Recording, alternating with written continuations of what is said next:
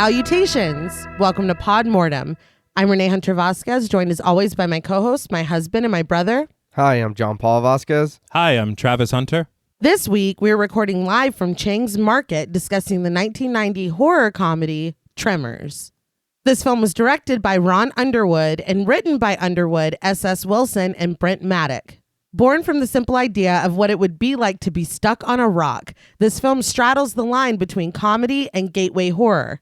With committed performances and a lighthearted script, Tremors would spawn an entire franchise of films and shows, as well as cement its place as a cult classic and a favorite in the hearts of many horror fans.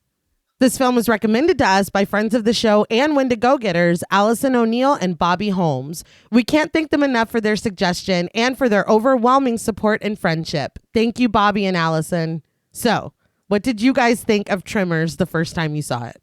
So I don't remember exactly how old I was, but I do know that this was something that we watched a lot as kids. Mm-hmm. Very good movie. If it was on TNT, I'm watching it. You know what I mean? It used to come on TV all the time. Yeah. But this is, and I didn't realize it until now, that it is gateway horror. Yeah. This is not very scary at all. No. But there is creatures in it. There is death. There, you know what I mean? It is a comedy horror movie. But it's fantastic. And I love the shit out of this movie. This was actually the first time I ever saw it, was getting prepared for this. Mm-hmm. And I know that films like this typically are not my bag. Right, Yes. right. Not to say that my reputation precedes me. Fucking Joan Jett over here. But I will say that I was actually surprised that I did enjoy a lot of this. And while I do have issues, Right. I think that it is surprisingly well crafted. Mm-hmm. Because there's moments in the script that, Yes. like, I swear to God, I was watching it and I was like, well, what the fuck are they going to do now? And then they're like, well, what do we do now? I'm like, that. So I think to be inside your audience's head that well, that takes some skill as a writer. Right. Because a lot of people are not. That was weird. I was going to say a lot of people. Well, not people, writers. As if you're not even human. But a lot of writers don't think that far ahead. Right. They're like, well, this is the story I'm trying to tell. I don't care what. Right. Yeah. You know, but for them to be like, no, I'm sure a lot of people will be like, well, now that they're on this rock, what's next? But I will admit that I would like it to be. Here's where I am at on it mentally. I think that had I watched it as a kid like you did, Right. it would. My complaints of it not being scary or funny enough for me wouldn't exist. Okay. Because I would have that nostalgic like love for it. Oh, yeah. That I'm like, it's not judging this movie based on its merit in 2022. Yeah. This is fucking Tremors that I saw as a child. Yeah. You know, so that does hurt it a bit for me, but I think overall it's a lot of fun. Nice. And fucking Kevin Bacon. Yeah. Kevin Bacon, yeah. It's Kevin Bacon. I'm with you that this was my first time watching it as well, was for this. And I didn't expect it to be so lighthearted and fun because it is very, very fun. Mm-hmm. I think that's my biggest, I don't even want to say complaint because it's not the movie's fault. I would love to have watched this when I was a kid. Oh, yeah. Because this would have been my shit. Like, I would have loved this. I really liked it as an adult watching it. It's just fun. Mm-hmm. And I wanted to shout out the script as well, because there's a lot of little things that come up later. And I'm like, this is like good writing. Yeah. Like, surprisingly a tight script. I don't know. I was impressed. Well, that's probably why it's been able to stand the test of time. Yeah. And I know that this is beloved. Like, I know that people love this. I didn't really know what to expect because you guys are doing your Universal Monster to B-movie deal. Right. And the last time we did this, you picked Basket Case. And this is very different than Basket Case. Very fair. Well, look, Belial and Graboids are very different. All right. Very different. I'd rather come up against a graboid. All right. Yeah, In me all too. fairness, But well, he had fucking mind control powers that they never really established. yeah. But I did have a surprisingly good time. And this is Good. another one of those films that we've talked about it several times at this point. If you don't have a full commitment from your cast, Oh yeah. it's just not going to work. No. And I feel like everyone gave their all Oh, yeah. to this, and that makes the difference. Mm-hmm. I think that's kind of what makes it so difficult. Not for me, but I think for audiences when it came out in 1990. Right. I was reading about stuff from the production where they said that when they tried to sell this movie originally, they just had the idea of, what if this happened? Right. Basically. And the studios were like, I don't know what the fuck you're talking about. And so nobody was game. Right. And so they had told the writers, they're like, well, write the whole screenplay. Right. Then they can see exactly what you're talking Yeah, about yeah. instead of being like, well, it's funny, but people died, Right. And so they wrote the script and then they gave it to, you guys know the name Gail Ann Hurd, probably from The Walking Dead. Right. But she also produced Terminator. Oh, wow. I think Aliens. All right. Mostly just James Cameron. But they gave it to her, and then within a day they sold it. Nice. She understood what they were going Yeah, for yeah. when the other people were just totally confused. Worms? Or Yeah, right. what? Right. So they're maggots. Or Or, it's yeah, like, what? I have no idea what's They're happening. big? I can't follow this. Wait, but what are those? But they said that the issue as well came with Universal whenever they're trying to market the film. Yeah. Because do we market it as a comedy or a horror film? What do we do? Yeah. And so it kind of, I don't want to say bombed at the box office, Right. but when your budget's 10 million and I think you make 16 and you're Right. Universal, Oh yeah. it's not really what you're looking for. Yeah. But it's the 90s, the VHS. You guys remember VHS? Oh yeah. Hell yeah. Oh yeah. And I don't that- mean like the film. that movie. Yeah. Those movies. Yeah, but it explodes because everybody's renting it, re-renting it, Yeah. and it's kind of like a little success story. The little, I don't want to say indie because it was Universal. Yeah. Right. The little film, misunderstood film that Yeah. could. I did read that Kevin Bacon's star power was a big reason that they were able to make it. Right. And the only reason he signed on to do this is because Kira Sedgwick was pregnant with their first child. And he said he fell to his knees and was like, I can't believe I'm doing a movie about fucking underground worms. I saw this interview with him, and he said, "Look, I was out of Footloose money. Well. Let's be clear. Let's fuck with these worms." Yeah. Well. But the fact that clearly he wasn't like super psyched to be doing this, Well, I feel like that doesn't come through at all. Like No. he really he goes for Yeah. it. Well, I'm sure, like you said, the way they were trying to pitch it, he was probably part of that. I don't know what the fuck's going on. How much you Yeah. gonna He's pay me? like, well, yeah. Well, just give me a price. Yeah, It's that's like, all. fuck. That's all I need. I got a baby coming. It's like, well, They had said that he, I guess, had those feelings going in, but then when he got the script, he was like, well, I guess I could just have as much fun with it as I can. yeah. And you can tell he And, does. Oh, yeah. They said, I read an interview in Esquire, he said this is the only movie that he's ever made that he's watched. Really? Yeah, that he's Wow. rewatched after it was released. You gotta watch Stir of Yeah. Echoes, man. I enjoyed it. Now, before we grab this film, we would like to issue a warning for spoilers. Podmortem is a very in-depth podcast, and in thoroughly discussing horror films, we have no choice but to spoil a thing or two. If you don't wish to be spoiled, please go watch the film, then come back and enjoy the show. If you've already seen the film or don't care about spoilers, then let's climb.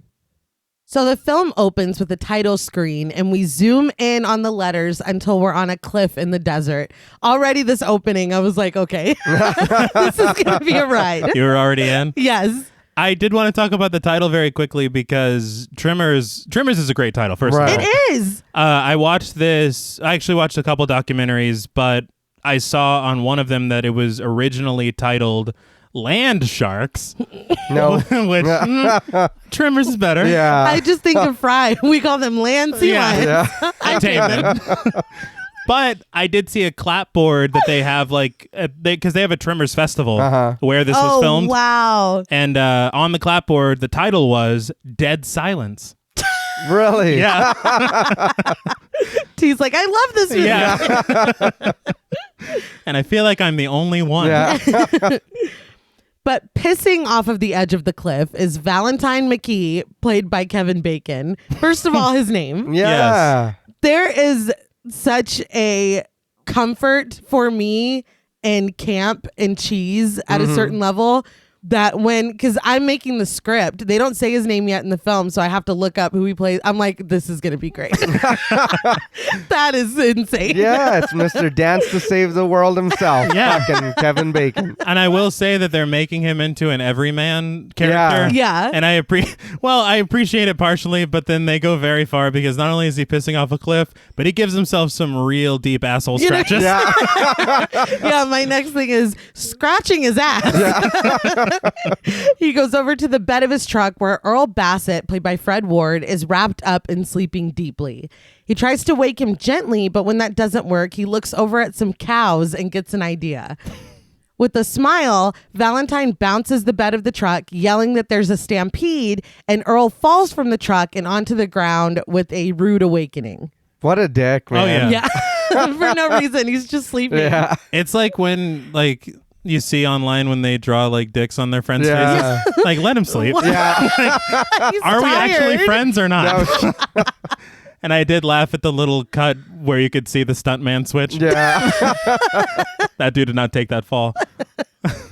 After some back and forth about Earl actually having been in a stampede and Valentine asking what actually constitutes a stampede, the two men smoke cigarettes.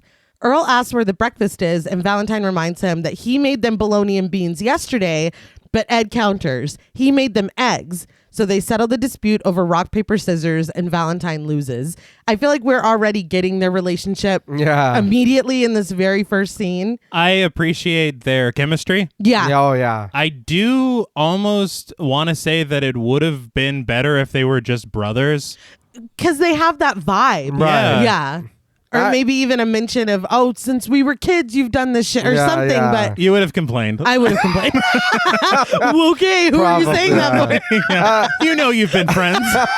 Okay, you're right. I didn't ever think about it like that because I was like, what small town? Yeah. You know what I mean? He worked for him. Maybe he's just kind of like a mentor, kind of like his a boss, but you know what I mean? He's Yeah. Well, trying because to teach he him. does, Earl says several times that he's older, or Yeah, Valentine yeah. makes fun of him for being Right. older or whatever. But I like their relationship. Right, but it would have worked too if Yeah. they were just related but didn't give the whole. You always picked on. It's like, Yeah. no. Right. Yeah. But then in the older stuff could have worked too because it's like you're the older brother. Right, yeah. And the fact that everything that they do in this film, like, we'll get to it, but they have like ambitions and stuff that they want to do. They're like a package deal. Yeah. So it's Everything. like, yeah, I'm leaving. It's like, no, we're Yeah. leaving.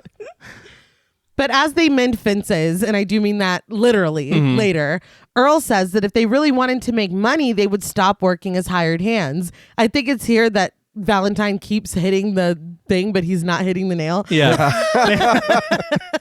In that featurette, Kevin Bacon said, he goes, I know how to use a hammer, guys. Sure, footloose. Because you see Earl look at it like, what the fuck? Yeah. But Valentine insists that they're not hired hands, they're handymen.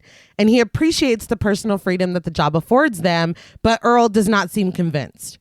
Later, Valentine drives them away in their truck. I do not get a clear answer on whose truck this is because they both drive it. No, Yeah. I think it's their truck. Yeah. Make them a couple or make them brothers. Yeah. I mean, just leave it alone. Then the truck problem solved. Yes. Right.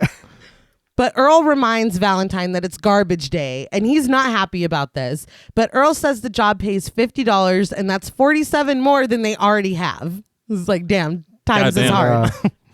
Valentine wants to do another job instead, but Earl chastises him. They have to do it today. Valentine never thinks ahead, but Earl is already thinking about Wednesday on Monday. But then he does have to double check the fact that it is Monday. Yeah. So we're all working. Yes. Trying to figure shit out. Everyone's doing their best. Valentine sees someone up ahead and remembers that the new person is supposed to be a girl. He immediately picks up speed and pulls off the road, fantasizing. She'll have long blonde hair, big green eyes, and we'll just say a great body. Right. Calm down, Hollow Man. Yeah.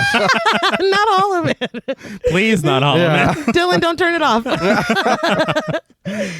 He pulls up and slams on the brakes, but when the smoke clears, it's a woman with curly brown hair, comfortable clothes, and sunscreen smeared thick on her nose. So I have to point this out because when I learned that his name was Valentine, Yeah. and he's having this whole conversation about his ideal woman or whatever, Right. Yeah. I'm like, okay, so the love arc is going to belong to him. Yes. Right. But there are several times throughout this Yes. film that I think Earl is going to have the love arc. Right. Yeah. And So- then, I mean, I don't want to give anything away, but it's like they toyed with it and then they're like, nah. I don't know. I thought the same thing. Right? Yeah. And because it almost becomes at a point that you're like, well, maybe Valentine is kind of the sidekick. Right. Yes. But then you're like, No. No. yeah. Yeah. So I don't know what to. I don't know. If you're really want to see Earl being romantic or like have a love I was story, like, what do Okay. you mean by then I don't want to spoil it, but the second one is probably what you want to watch. Oh, okay. So okay. Since you're talking about the second one, I've heard that everything goes severely downhill after this first one. The second one isn't too bad, but yeah, as the films go on, But after that. yeah, they get a sillier as they go. I think I read there's like 6 or 7. Right. That's a lot. Yeah. But anyway, the woman introduces herself, Rhonda LeBeck, played by Finn Carter, and she's here for the semester from the seismology department. That means earthquakes. Oh, good. After telling them she already knows all about them, she asks if anyone around here has done any drilling or blasting. Valentine laughs, but they tell her no. I feel like sad bringing this up, but I looked up because I was like, where have I seen her, or have I seen her Right. in anything? And I looked and I saw that she, I think, used to be married to Steven Weber, which is kind of interesting. What? But the only thing I could find in her recently was I think she's not only retired from acting, but in 2019, I think she got arrested for 14 charges of credit card fraud. What the fuck? Yeah, and I couldn't find anything about a court date or anything, but I was like, that's really sad. That is sad. You were in Tremors. I mean, innocent until proven guilty. But Right. Allegedly. yeah. Please don't sue us, Mrs. Carter. But Rhonda says that she's here to measure seismographs, reading the vibrations in the ground, and there have been some very strange readings lately. The equipment has been here for 3 years, and it's never produced anything like this. Earl says that he'll ask around and see if anyone knows anything, and Rhonda says that she just hopes the equipment isn't broken, and the 2 handymen go on their way. After they leave, though, it seems like Rhonda sheepishly remembers that she's got sunscreen on her nose. Yeah. Can I ask why that's a thing? Just the nose? I don't know. I think it's to keep the sun from reflecting Oh, on your that's sweat or your, smart. you know what I Oh. mean, when your face gets. That's why the football players have it so that there is no reflection under. Why doesn't she just do that? I don't know. She's 'Cause not a playing football football. player. Yeah. Well, that's not, they don't own that. Maybe it's just sunblock. I don't know, but I figured that's what it was for. It would be another felony Yeah. for her. No. And we just- Goddamn. allegedly. Yeah, please don't. I always, for some reason, I always assumed it was because the nose stuck out, and I was like, well, wait, Right. is that what frostbite is? And I was like, they're in the desert. And then I realized that for 10 minutes I hadn't taken any notes. He was like, let me rewind. I need to rewind that real quick. That's funny though. I didn't. I know. I noticed the stuff. Always noticed it on her nose, but I just was like, You're like, whatever. it's to protect her from the sun or something. And it gives a moment of comedy. Yeah. So. Yeah. But in the truck, Earl says that they can check out the seismographs themselves because it would be a good way to get to know Rhonda. I understand what he's saying, Yeah. but looking at these seismographs and knowing fucking nothing about Yeah. them, it's not going to He's like, impress her. well, Right. there's your problem. Like, no. You're out of what? ink, I think. But Valentine asks why he would want to do that, and Earl gets annoyed. Valentine is never interested in anyone that doesn't perfectly fit his stupid list, and Earl is sick of it. They all have to be just like Tammy Lynn Baxter, who Valentine has multiple clippings of under his visor. He was ready. Yeah. Like, he pulled that visor down quick. Because he gets her name wrong, and he's like, oh, Well, I mean, you he's get my wife's name. yeah. Coming to my truck. But then again, that's why I was like, okay, well then he's already stuck on her. Right. So Earl's the man. Yeah. We'll see. All right. But Earl says that all these women that Valentine chased aren't worth anything, and it just makes his skin crawl. But bluegrass music plays as they pull into the town of Perfection. I feel like this is such a perfect name for Yeah. this place. And I think I was reading it has a population of like 14. Yeah. No, yeah. And I think we meet every one of them. Yes, every single person. First of all, the name Perfection, I was like, well, the town's a big fan of sarcasm. Yeah. But I did read that the film is set in Nevada, Right. but this was filmed in California. Okay. So it's like close enough, Yeah. that border or whatever it is. But Perfection is 100% manufactured. All right. They built this here. Wow. And I don't know why, maybe because some of the roads are paved, but it feels like a lived-in town. No, It yeah. does. Even though it's like small as fuck. It Yeah. has character though. I think they said that they built it in 2 months, Damn. which honestly, I mean... But it does look like one of those tiny ass little Exactly. towns that you drive through. Yeah, Yeah. it's Yeah. like, oh look, let's get gas. Oh, we might get killed. Just keep going. Yeah, You know, we'll stop yeah. at the might next get one. killed, yeah. They're fine. I don't know if it being set in Nevada, because I know we'll get into what happens to these people Right. Yeah. shortly, but they used to do like nuclear testing in Nevada, Right. and that's where my ideas were kind of coming in. Uh-huh. But I love also the ambiguity of this film. Yeah, Yeah. because if you're here hoping for an explanation, I'm Yeah. sorry. Doesn't happen. No. Just enjoy what you see and keep moving. Don't ask too many questions. But they park at Chang's Market and go past Melvin, played by Bobby Jacoby, and warn him to stay away from their truck. He's like the resident punk teenager. Yeah. They go into the market where Bert and Heather Gummer, played by Michael Gross and Reba McEntire, talk with the owner, Walter Chang, played by Professor Birack himself, Yes. Victor Wong. Yeah. I was very appalled to see the entire cast that's inside the store. It surprised the hell out of me. I will say, first of all, Melvin, I hate you already. Yeah. Oh yeah. Fuck Melvin. Victor Wong, very happy to see you. Yes. Yeah. Oh yeah. And I need it explained to me. I have no connection to her whatsoever. Never listened to her music. Never anything. Reba McEntire is one of the most magnetic human beings Yes, she Yeah. is. I've ever seen. Yeah. And it's... I can't explain it. I don't know what it is. I will say, though, that as soon as I saw her, I was like, this is going to be some over the top. People are going to be scared and she's going to sing to them to calm them down. Like, this is going to be ridiculous. She does so fucking good in this movie. Yeah, and I read that it's her first film. Yes. This. Oh wow. Really? Yeah. And they had said that they honestly, in the casting process, they were looking at all these people, and then Universal said, hey, Reba McEntire wants to get into films. And they were like, fuck. I would too. You know, they Yeah. were terrified Yeah. because they're like, this is because it was Dude's debut feature, the Yeah, director. yes. Dudes. Underwood. Yeah. Because a lot of And- people think they can do both, but they can't do Exactly. both. Right. And we've learned plenty of times. Oh Yeah. yeah. But they said that they had one meeting with her and they were like, that's her. Yeah. Yeah. That's perfect. She does great. No, like, yeah. I feel like she plays her part perfectly. And then Michael Gross had just come off of Family Ties. Yeah. I think that they had filmed the last episode within days of beginning this Really? or something like that. Yeah. Holy shit. So this is a bit of a departure for him. Yeah. But I mean, I feel like everyone does a really great Oh, job. oh yeah. And if I'm not mistaken, he's the one that hangs on and like all of yeah, them. Yeah. I think Oh, he yeah. takes like the lead role from what He- I've never seen He anything does. Yeah. beyond this, but from what I understand, yeah. So he had a good It's- time. It's the Yeah. Burt show. Yeah. I think the Netflix movie is about him. That is. Yeah. But Walter gets Earl and Valentine a beer as they tell them that they just met Rhonda. Bert doesn't like that she's here, saying that the next step will be the feds coming around and then he and Heather are going to have to move. I did hear Valentine got her name wrong the first time. And he goes, we met that lady Rona. And I was Yeah. like, please don't. Don't say that. Don't say that. Cut that. But they all make fun of Bert for being paranoid until the Pepsi machine starts shaking and squeaking. Pepsi's pretty delicious, right? Yeah. Yeah, are we trying to? Anyone who will listen? Yeah, we'll just Yeah. take any. Yeah, we don't. Coca-Cola, if you want, sure. Right? That Coke's even better. Whoever wants to sponsor us.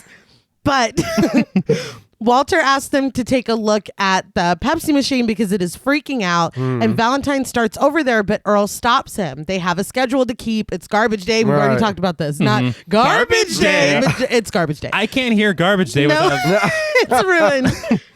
But Valentine makes sure to tell them all that they plan ahead. And he's like, that means that we don't have to do anything right now. And it's like, I don't think that's... No, that's not what he said, dude. So I do appreciate this scene not only as like the introduction to all these characters, but seeing that with the exception of that asshole Melvin, they all get along. We don't like Melvin. No, fuck Melvin. And I thought it was really subtle that Bert and Heather are buying a bunch of shit. Like they're stockpiling shit. Yeah. And then once I think their first conversation is about bullets and ammunition. Yeah. And it made me laugh because Cheng was like, dude, I thought bullets were bullets. Yeah. I don't know what the fuck you're talking about. But we cut to outside where the ground visibly shakes as Rhonda buries a piece of equipment. Now, I want to ask if anybody knows. I know this is probably outdated equipment they're using here, but if this is real equipment, you know what I mean? Because that just looks like a fucking tin she's putting in the ground and burying. You know what I mean? I'm sure. Yeah, I'm sure it does more than that. But I always found things like that interesting. Yeah, yeah. And I would like to know. You know. Like they weren't just making shit up. Like this technology was available. Yeah. You know what I mean? You could have just used something that looked like it, not just made something up. So I didn't know if they actually used real tools for it or if they just kind of fuck it. This looks like it could work. The thing for me is that I know so little about it that I'm like, yes, that's exactly. I'll believe anything you show me. Yeah, because I did too. I'm like, oh, that looks real to me. Yeah, it fooled me. But we're in the point of view of something low to the ground and fast moving as Rhonda gathers her things up and starts toward her truck. The ground swells as something moves underneath it, barely missing her foot as she gets in and drives away. So I do like the use of the, I guess, Evil Dead camera. Yeah. It's sparing, but I feel like it's effective when you use it. And honestly, there's a lot of fun camera work in this film where they like put you in the POV of a lot of things. Yeah. I did think that this was gonna, because it's so early. Right. I thought it was gonna be some kind of desert rodent or something. Yeah. And she's like, get out of here. Yeah. And it was a fake out. Right. No. I did read that they didn't want any mention of creatures until way later. I'll point out where. But they wanted to use the graboids in the marketing. So they were like, they need to be present earlier. Like it's not gonna be a surprise anymore because we're telling them on the fucking posters and then so I will say that as it almost reaches her, it does make a screeching noise. Yeah. And I don't. She's just like, well, Desert's wild, man. But at the job site, Valentine and Earl finish clearing trash. They sit down and treat themselves to a beer. And Valentine admits that no one handles trash like them, but quickly follows it up with the need for them to aim their sights higher because this is low. I will say that I don't think a toilet could ever be clean enough for me to use it as a cooler. Yeah, I've seen like things where people are using weird shit for coolers or for grills or whatever. I don't think so. I think an abandoned toilet is one that I don't want to put my drinks in. I think, or cook my food on top of. Unless they just bought it from like Lowe's or something, but I don't see a Lowe's in perfection. But later, back at Chang's, my ignorance to a lot of things is going to show in this episode. Right. They're doing something with the septic tank. Well, they're pumping it out. They're pumping a septic tank. Right. But they tell Melvin to help them, and he refuses, only asking for them to go buy him beer. They say no and then start to bicker amongst themselves. Earl blames Valentine for them having to take this job because they don't have a plan. Valentine blames Earl for dragging his feet. Earl tells him that he's close to leaving perfection. Valentine stands up to him just as the cesspool rumbles and shit sprays all over both of them. That's gross. It's very gross. Yes. And I feel bad because, of course, obviously that little shit Melvin's there. And he gets a laugh. I hate this kid. No, he's a pain in the ass. He said he gets to laugh. Well, I hate that this brought Melvin joy. Yeah, that's the worst part about this film. But I told myself, I was like, look, this is late 80s, early 90s. If we're bringing a septic tank into the situation, they're eventually going to get real fudgy. Someone's getting shit. But I will say that you can almost count it as foreshadowing because a tube-like thing brought a lot of shit to them. Yeah. Okay. And that might come into play later. Right. Sure. Maybe, maybe not. But we cut to them outside their house. They're wearing button downs and packing everything into the bed of their truck. Just as they start to hit the road, they're stopped by Nancy, played by Charlotte Stewart, who can't believe that they're actually leaving. It was a very abrupt cut from the septic thing. They're But like, we're getting the fuck exactly, out of here. Yeah. That would be the line for me, too. I would have Oh, accepted yeah. that. Yeah. Nancy's daughter, Mindy, played by Ariana Richards, who would do Jurassic Park Yeah. in just a few years. Shit. She looks exactly the same. I Yeah, was like, her that's face. the little girl Yeah. from Jurassic Park. But she hops over on a pogo stick and reports that she's bounced 640 times when Earl asks. Nancy tells him that she has a big order and she needed them to build her pottery kiln. It's at least a month's work and she'll feed them lunches and beer. But we cut to them racing down the road, celebrating that they actually said no to free beer. They beat temptation, and now nothing is standing in the way of them moving to Bixby. Was that like the biblical moment for them? Yes. We beat temptation. That lady was the devil. But beer, not the pay or the food. No, or the beer. Just the beer. Yeah. She told him it was a month's work. Yeah. But no, the beer. That was the job. I don't know what a kiln is, but It's a pottery. Yeah. I just love the word because it makes no sense. But they see someone working on a power line and pull over when Valentine realizes that it's someone they know. They get out of the truck and Earl mentions that he must be drunk, the guy up on the power line. But when Valentine calls out to him, he doesn't move an inch. They surmise that they can't just leave him here. So Valentine climbs up after him, muttering the whole way. When he reaches him, he sees that Edgar Meeks, played by Sunshine Parker, is dead. He's holding on to a shotgun. This is when it's like, that's strange. Yeah. Maybe this has something to do with that desert rodent. Exactly. We cut to Dr. Jim, played by Conrad Bachman, examining Edgar's body in the back of their truck. I'm like, man, this really is a fucking small town. Like, is there no hospital? He's just like, yep, he's dead. Yeah. And what about any evidence or anything? They're just like, yeah, throw him in the back of the truck. Yeah, that's fine. Valentine asks if Edgar had a heart attack, but Dr. Jim tells him he died of dehydration. How he figured this out So quick. in the back of a truck, I don't know. But when they realized that it could take 3 or 4 days to die of dehydration, Earl asks if Edgar really stayed up there that whole time dying of thirst, and he and Valentine just look at each other. In the next scene, old Fred, played by Michael Dan Wagner, is tending to his farm. His sheep start to behave strangely, and he tries to ignore it at first, but when he looks around, everything starts to shake. Old Fred screams and is like pulled down. Yeah. Those sheep knew. The sheep lose their They shit. knew. Yeah, they're not about that life. Well, they're like, who the fuck's going to feed us? yeah, we're fucked. I will say, though, it did make me laugh, especially with what you're saying about how they didn't want the creatures yet. Yeah. But this is back to back. Like, They're like, no, twice. yeah, we've got whatever happens with Rhonda in the desert, and then whatever's happening with Edgar, which you're like, oh, what drove him up there? Right. And then within 5 seconds, you're like, oh, it's That drove something. that drove him there. But at the research site, the seismograph starts moving and recording information. What this means, I do not know, but it draws Rhonda's attention, who goes to investigate it. I think the test was determining that was a lie. I think the graboid is not the father. No, that's the only time I've seen.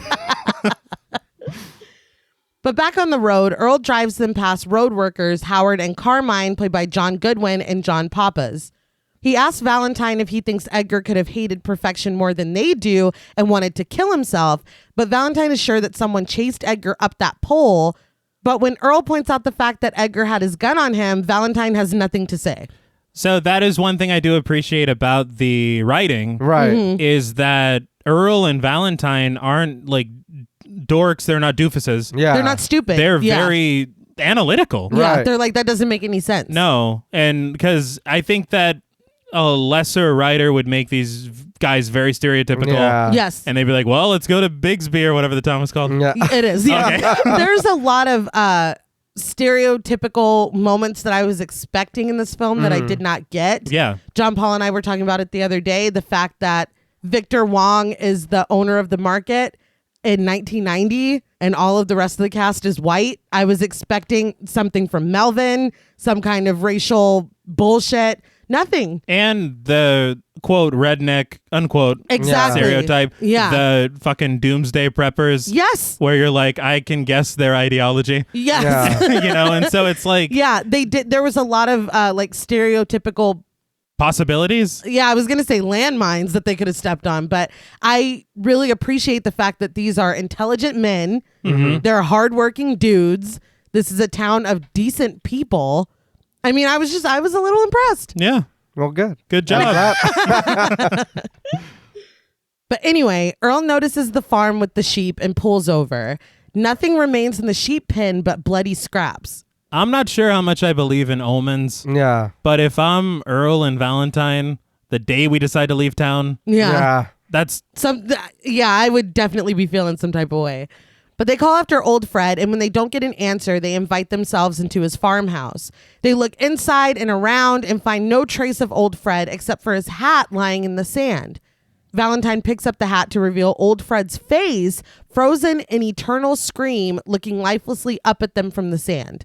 Valentine and Earl scream and back away, asking just what the hell is going on. Poor guy, man. He's trying to work on the He's just working his garden. farm. He's fucking just hanging out with the sheep and then snatched. Well, I can't say snatched up because he's Snatched down. living his best little Bo Peep life. Yes. I will say that this is the moment that I appreciated them embracing the camp. Yes. Because fucking Kevin Bacon with his the hell's going on? Like it is. I'm like, he's having a blast. Oh yeah. Again, if he would have phoned it in, this whole thing would have fallen apart. Absolutely. But the truck immediately comes back the way it came, and they stop to warn the road workers. Earl yells at them to get out of here because there's a psycho on the loose cutting people's heads off. He immediately drives away, and they dismiss him as playing a joke on them. That's not funny. No. I don't know. I would not take that as a joke. Not at all. There's some like edgy. The bed of their truck is filled with shit. Like they're clearly leaving, and now they're coming back. I think my thing is also the small town aspect of it. Yeah. Shouldn't you know these guys not to? Right. Oh, Earl always saying, he's a dead body. Yeah. So Carmine gets right back to using his jackhammer on the road as Howard looks around for another tool. Suddenly, the jackhammer breaks through the road like normal, but this time something screeches and blood bubbles up. It's like, Yeah. Can you imagine? Oh no, just trying to live your life. Yeah. Something underneath the road takes off, dragging the jackhammer with it. As the jackhammer goes, the cord is wrapped around Carmine's leg and he's pulled away too. Now that I'm saying this, like they use the same bit later on in the movie. They've got a method. It worked. Yeah. But he screams to Howard, and Howard tries to help him, but Carmine is pulled up a cliff. When Howard tries to follow, rocks cascade down on him. In the next scene, Miguel, played by Tony Gennaro, complains to Walter in the store. He tells Walter that he's not accusing anyone, but he has missing cattle. Just then, Valentine and Earl bust in with Melvin and Nestor, played by Richard Marcus, following them.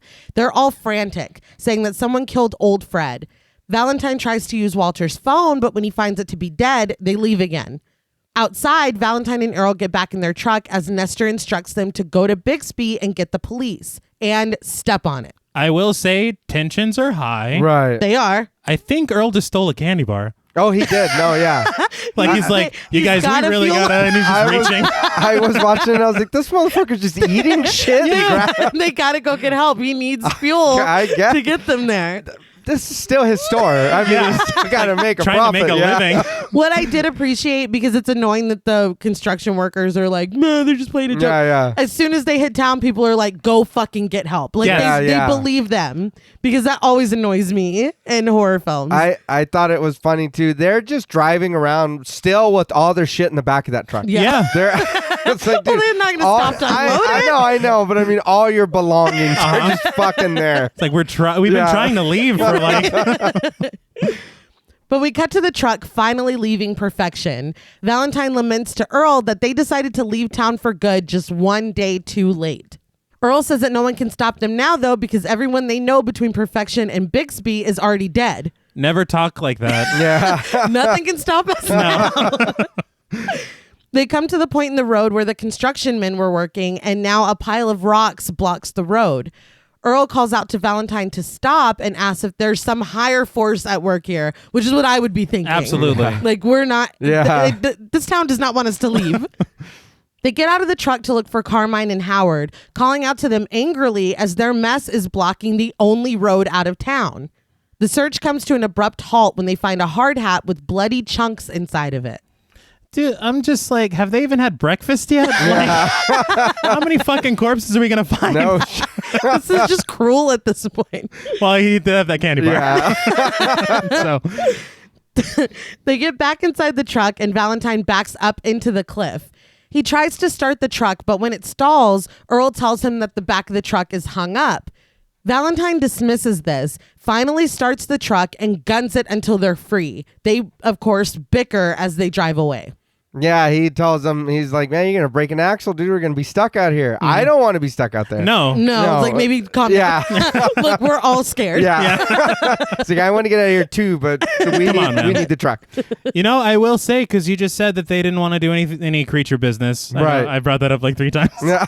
You're like, that is very That is interesting. very interesting. It's intriguing to me because it's kind of like what could have been, because they told him, they said somebody's cutting people's heads off. Yeah. Dude, they think it's like a fucking serial killer. I forgot. I was like, I'll tell you the moment, and then I just fucking didn't tell you the moment. It's when the construction workers get attacked. Okay. That was going to be the first anything. Like with Rhonda, none of that was going to happen. Oh, wow. Of the point of view of the... Yeah. I shouldn't be calling them graboids yet, but that's what they are. I realized you called them that twice. The creatures, the underground creatures.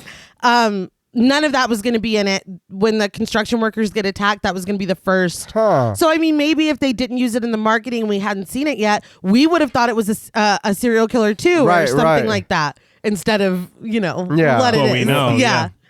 But back at the market, everyone is waiting for Valentine and Earl to come back with help. When little Mindy says that they're back already, they all come to the consensus that it's too soon and they head outside. They realize that there is something strange stuck on the bottom of the truck. They debate whether it could be a snake, an eel, or a giant slug. And Bert gets in very close to inspect it. I might say too close. Well, it was dead. You don't know. It looked pretty dead. Even if it's a snake, it's still full of venom. Yeah, no, you're right. He was fearless. I'm not about that life. Well, he's like a fucking survival nut. I'm sure he was like, Yeah. I'm Yeah. okay. That's true. Yeah. He's like, oh, these aren't poisonous. Yeah. Yeah, I know snakes. Yes. But Bert grabs the shovel and tries to get it loose, telling everyone not to worry because it's dead. In the view underneath the truck, it looks like a creature has clamped on with its mouth. I had 2 simultaneous thoughts. Right. First was, God damn, he was Yeah. he was chomping down. Yeah. But the second thought was, and we'll talk later, obviously, but in my limited knowledge of Tremors, my second thought was, I thought the creatures were bigger. Right. Yes. So I was like, these fucking little... Yeah, it threw me off. Well, because I feel like if this is all you see, you could probably be like, oh, maybe it's just like an evolved snake or something. Yeah, some step kind on of, that. Yeah. But if there's a lot of them, maybe that's why it's scary. And that's where I thought the horror was coming from. Right. Well, hold on. Yeah. Bert knocks it loose, thin slime connecting it to the truck for a moment, but he pulls it out onto the road. Bert tells him that if this is what hung up their truck, it must be strong. Heather joins her husband on the ground next to it and remarks that it stinks. And we get a lot of people saying how bad these things smell. I don't know why they have to keep telling us that. They're like, God damn. Yeah, holy shit. Take a shower, snake. Or whatever. Walter offers Valentine and Earl $5 for the creature, and they haggle, finally landing on $15. Bert holds it up, musing that it could be a mutated snake, but whatever it is, it didn't kill old Fred and all of his sheep by itself. Valentine asks if he thinks that there could be more out there, and everyone is stricken silent. When he offered him $5, I was like, is he going to put it on display? Yeah. Like, what he does with it, dude, I was laughing, but we'll get there. We cut to Dr. Jim and his wife Megan, played by BB Besh, calling it a night at their campsite. And it looks like they're building a home here, Right. I guess. Mm-hmm. They're traveling to Bixby in the morning to pick up cinder blocks for whatever they're building. I think they're pulling a John Marston. Yeah. Right. Is it sad that that's my connection to building a Building home? a home. One I would love think that little item. montage. But just as they sit down together, the generator goes out and their camper goes dark. Jim gets his flashlight and goes to get it started again, but the generator's gone. Megan joins him in disbelief, but Jim points out that the cord is still there. He begins to pull on it, saying that the ground must have just caved in. He says it very casually, but that's like a horrifying thought. Yeah, no, we're going to town. Oh, the ground just caved we're done. in. I appreciate it again, though, because he's like, there's a lot of mines out here. Yes. So it's like, okay, we kind of have a reason. Right. But also, why are you building your home where? Yeah. Maybe we should go down that way. Now, we will have sinkholes. Yeah. This spooks Megan, him mentioning that there are lots of mines around here, and she tries to help him pull the generator up, but when they get to the end of the cord, there's nothing there. Suddenly, something comes shooting out of the sand and lands back on the ground hard. It's the generator. Jim asks what that stench is and goes to investigate, proposing that it could be something geological like natural gas or a geyser based on the way that it smells. That's a lot, though. Do geysers stink? I didn't think I've never so. seen one in real I life. don't know. I know that I've seen that the one in Yellowstone that if you fall in there, you're dead. Oh, So, shit. I mean, I'm sure there's a lot of shit going on Old in there. Stankful? I'm sorry. Yeah, you should be. No, I'll allow it. I think my thing was he's a doctor, so he's a Right. man of science. Right. He's like, excuses, we can come Yeah, up with. yeah. But I think the shooting of the generator out, no matter what That's a caused lot. that. Yeah. That's if the ground's not going to do that. No. Unless he thinks that it shot up because a geyser pushed it up. Yeah. But Still, even then- But yeah, even then, that still means that And the they're, site like, we're trying to steam or build our something? house on Yeah. is not good. No, yeah. we've made a huge mistake. Yeah. Megan is having none of it, which I go Megan. Mm-hmm. She pulls her husband by the arm, saying that they need to get back to town now. But Jim continues to talk and drag his feet until he yells out that something's got him. It's like, of course. Yeah. He begins to sink into the dirt as Megan tries to pull him back up. Jim screams and fights, and Megan does what she can, but Jim is finally pulled under. She does what she can. She's scared. No, she's like, here, hold on to this 2x4 Yeah. while your legs get munched. It's like, what? That's not Snowflake. No. Yeah. She's like, I fucking told you to get back to the car. Like, True. I'm sorry. Yeah, but, right now is not about being right. Yeah. She digs helplessly in the sand where Jim was sucked in, but gets nothing in return but one of those worm creatures that was underneath the truck. Megan screams and runs for the car. We follow close behind in the point of view of the creature, and when Megan slams the door just in time, it slams against the window. Its friends join in, and they smear their slime against the window and screech. Megan locks all the doors, and after a moment, the creatures stop. She sits in the car trying to collect herself when sand sprays all around the car. Now the car is sinking down, just like Jim did. Megan tries to drive forward, but it's no use. She sees the back of her car being crushed and invaded by sand, and she screams. The car is vertical now, and from a shot in the distance, we see the headlights beaming directly up into the night sky until they go out. I thought it looked really cool. Yeah. So the thing about this scene I saw in that featurette, because I like the way that it ends. Right. With just the shot of the car Yeah. from a distance. They had said that there was supposed to be way more, but they just didn't have the time and they couldn't get the shit to work. Damn. What was supposed to happen, I think, is she kicks out the windshield. She tries to get out that way, and you see the car get fully taken into the ground. Oh, That shit. would be, I would have liked to see that more because after a certain point, she's like, well, damn. Yeah. I guess that's it. I guess that's what happens to me. And then the car is just beaming into the night. Yeah. And it's dead. But they said, I think the ground, whatever they were using to make it sink, Right. just went solid. Oh, shit. And they're like, that's enough car, thanks. Yeah. Yeah. I'm full. We're full. It still looks good. Yeah, I agree. That would suck on so many levels. Oh, God. Suck. Even, yeah. Well, I mean, Literally. yeah. Fuck, you're just trapped in the car. I can't get out. I'm getting buried. I'm Yeah, that's terrifying to even think about. Well, it's also, I mean, radio's just playing. It's like, yeah. Right? Reba McEntire, I think. So we cut to a sign at Chang's that reads, "Photos, you and the snake monster, only $3." This man is a fucking genius. It is. Right. You get 2 pictures taken. Yeah. You've already broken. Oh, yeah. You're good. The snake is set up on a chair and Mindy's sitting next to it looking extremely uncomfortable. Walter and Nancy reassure her, and when she chills out a little, Walter snaps a photo. When he sees Melvin fiddling with the cash register, he kicks him out. Melvin, you piece of I Yeah. was waiting on you to say something. I hate this kid. I only want harm to come to him. Yeah, he's a little shit. Yeah, Wow. no, he is. See, and now I get what you're saying because he's just a fucking asshole. The timing of it, I'm Yeah, surprised. I was waiting on him to say something shitty. And then everyone to beat the shit. yeah, but he's just I don't want to say a palatable amount of a shithead, but because he He's was a- trying to steal money. He's a general nuisance. Yeah. Right. But I hate him. Who does he belong to? His parents, I think, I read somewhere. I was trying to remember something about it's Sayed. I've been watching too much Tremors. I was reading about his parents, and it said It either said that it was implied or it was stated in a deleted scene that his parents go to Vegas a lot, Ah. so And that's they why leave him he's just behind. running. Yeah. That would make a lot just of sense. wreaking havoc. Yeah, because Yeah. he is just wandering around outside with the basketball. Nobody's watching fucking him. around. Yeah. Stealing. Yeah. Why didn't he steal the candy bar? Now I'm mad at Earl. Earl is a bad influence on Melvin. Earl is going to come back and pay for the candy bar. Earl wouldn't do that. That better be a deleted scene too. Right. But we pan over to Valentine and Earl, very annoyed that Walter is cleaning up with his snake picture idea, and they only got a lousy $15 out of it. Oh, I don't know why I wrote 5 in my notes.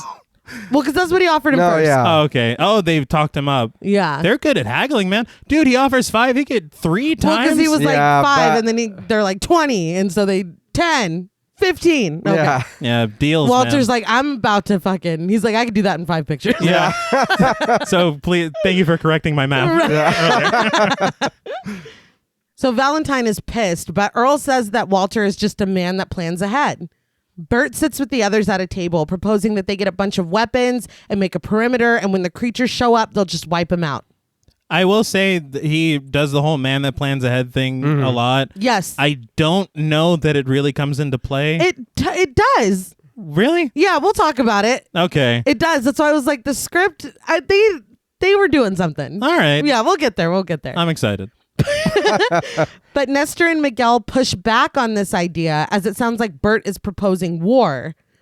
Nancy, remembering that Walter has a CB radio, asks why he doesn't just contact Bixby with it.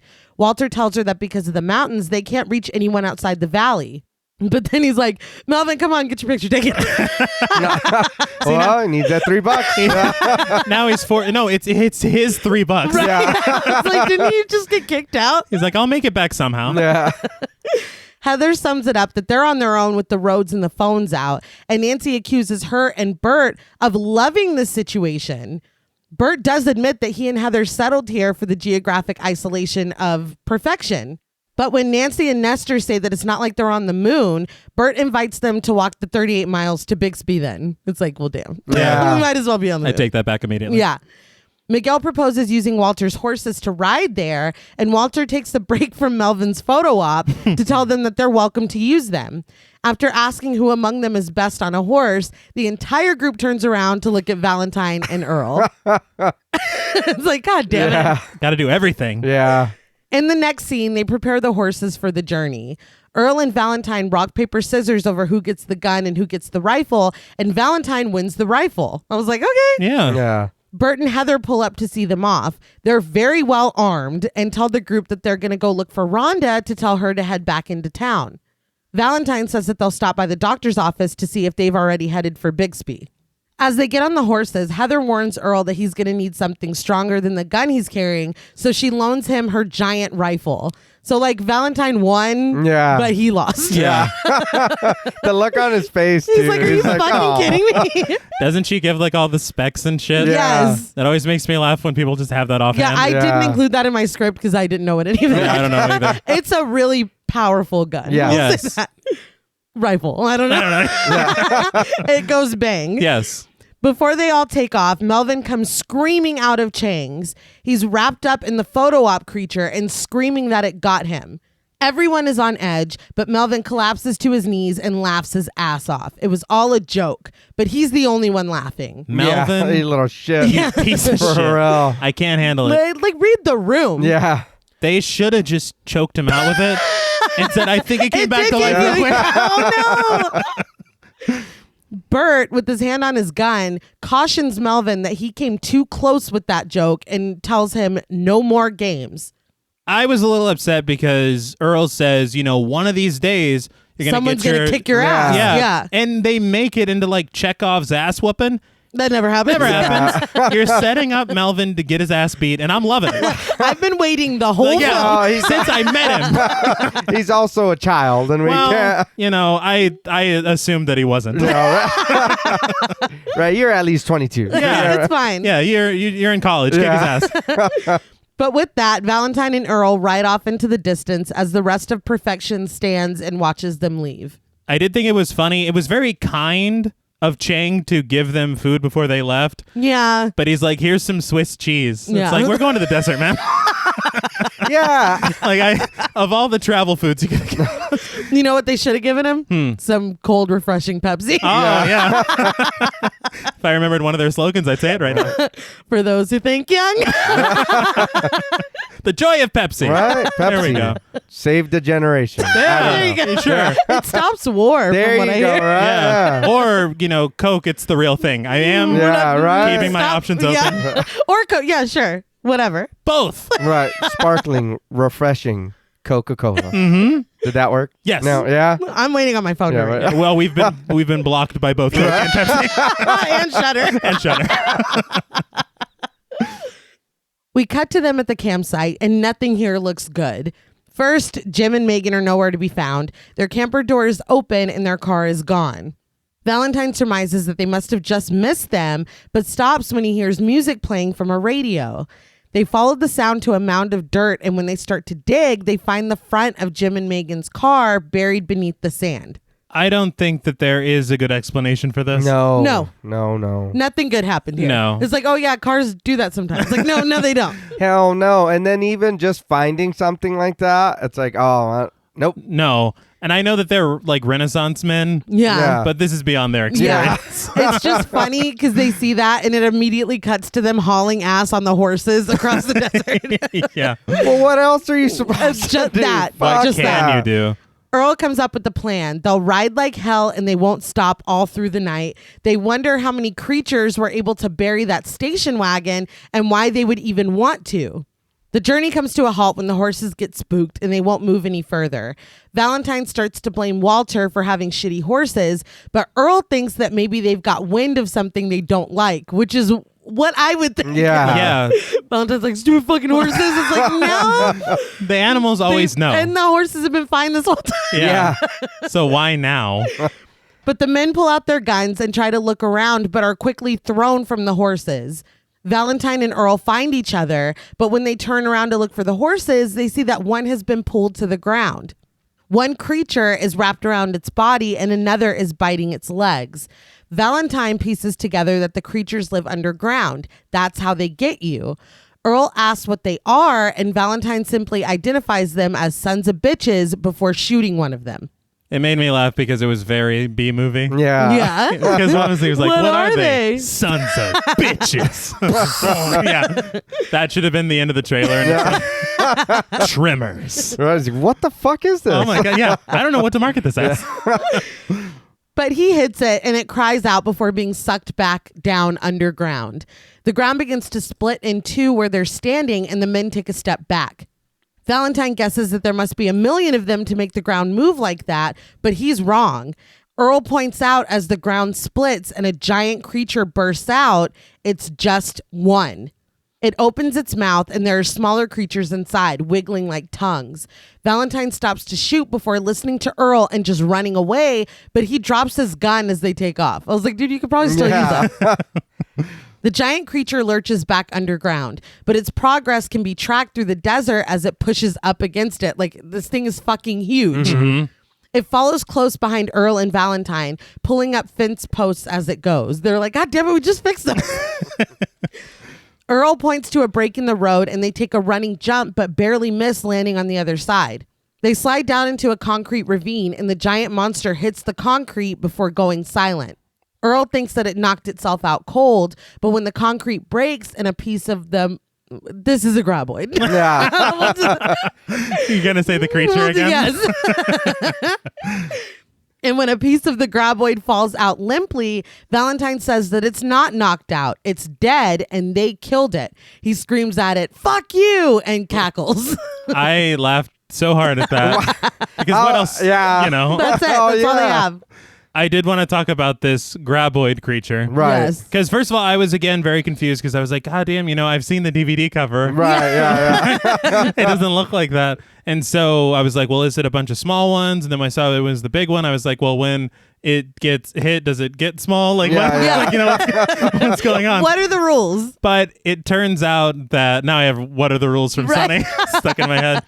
But obviously it was always meant to be this kind of a fake out to the audience. Right. To where they're like, oh, it's just these tiny things. And it's like, oh, fuck. Psych. Yeah. It's this thing. But I did see in that featurette, the creature design was done by Amalgamated Dynamics. All right. Is the name of their company, which is pretty cool. Okay. Yeah. But the interesting thing to me is they really talked about how they went into designing it and everything. There's tons of different things where part of it is mechanical. Right. Like when you see it kind of grab and reach around and stuff. Yeah. That's mechanical. But when you see it grab directly, it's a hand puppet.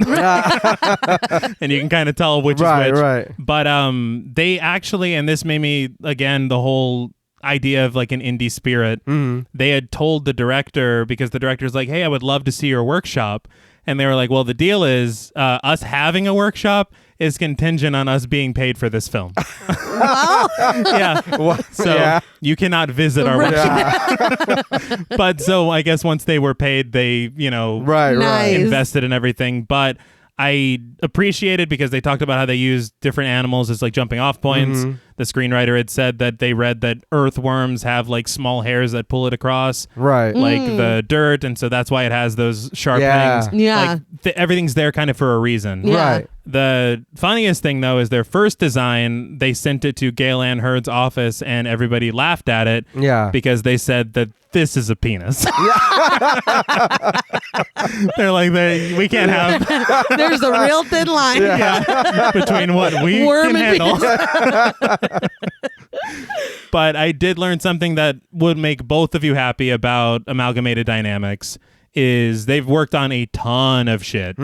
But they did work on, for JP, all 3 Sam Raimi Spider-Man movies. Oh, Oh, shit. nice. And for Reneé, and I appreciate both of these, Yeah. both of these groups, they would win an Oscar 2 years later for Death Becomes Her. Hey, there you go. So That is That's my nice. film. yeah, something for everyone. Yeah. Very cool. And the work in Death Becomes Her is fucking chef's kiss. Oh, no, so yeah. It's honestly beyond the time. yes. Oh, yeah. Like, you know how they like say that aliens helped build the pyramids and stuff? Yeah. That's Aliens made Death that's how I Becomes feel. But Valentine gets the shit scared out of him when Rhonda walks up to the other side of the road. She asks if they noticed anything strange a moment ago before her eyes fall upon the dead graboid leaking slime. And she's like, what is that? It's a big ass worm. Yeah. It's a penis. Yeah. It's a bicep, man. Not enough You gotta veins. hold it Yeah, like but- this. Yeah. We cut to them breaking through the concrete and the rest of the graboid coming through the wall. It's fucking huge and Rhonda is shook. Earl asks if the smell is coming from it because it's dead. It's like, they stink. Yeah, like we understand. After a short inspection, Rhonda says it must be subterranean because it doesn't have any eyes. When Rhonda points out its tentacles, Earl says that he thinks the creature shoots them out of its mouth. They grab someone and then they pull them back under. He says they're lucky they killed it before it killed anyone else. Rhonda says this is the biggest zoological discovery of the century, and Valentine calls out from back up on the road that he found the ass end of it. And again, this thing is huge. Yeah. Yeah. If something like this was real, like for real, that would be fucking terrifying. Yes. I don't even know what you It's do. like, no, it's like, why don't we build in the desert? Ah, that's why. yeah. That's why. Yeah, fucking- we don't go over there. Sand monsters. Yeah.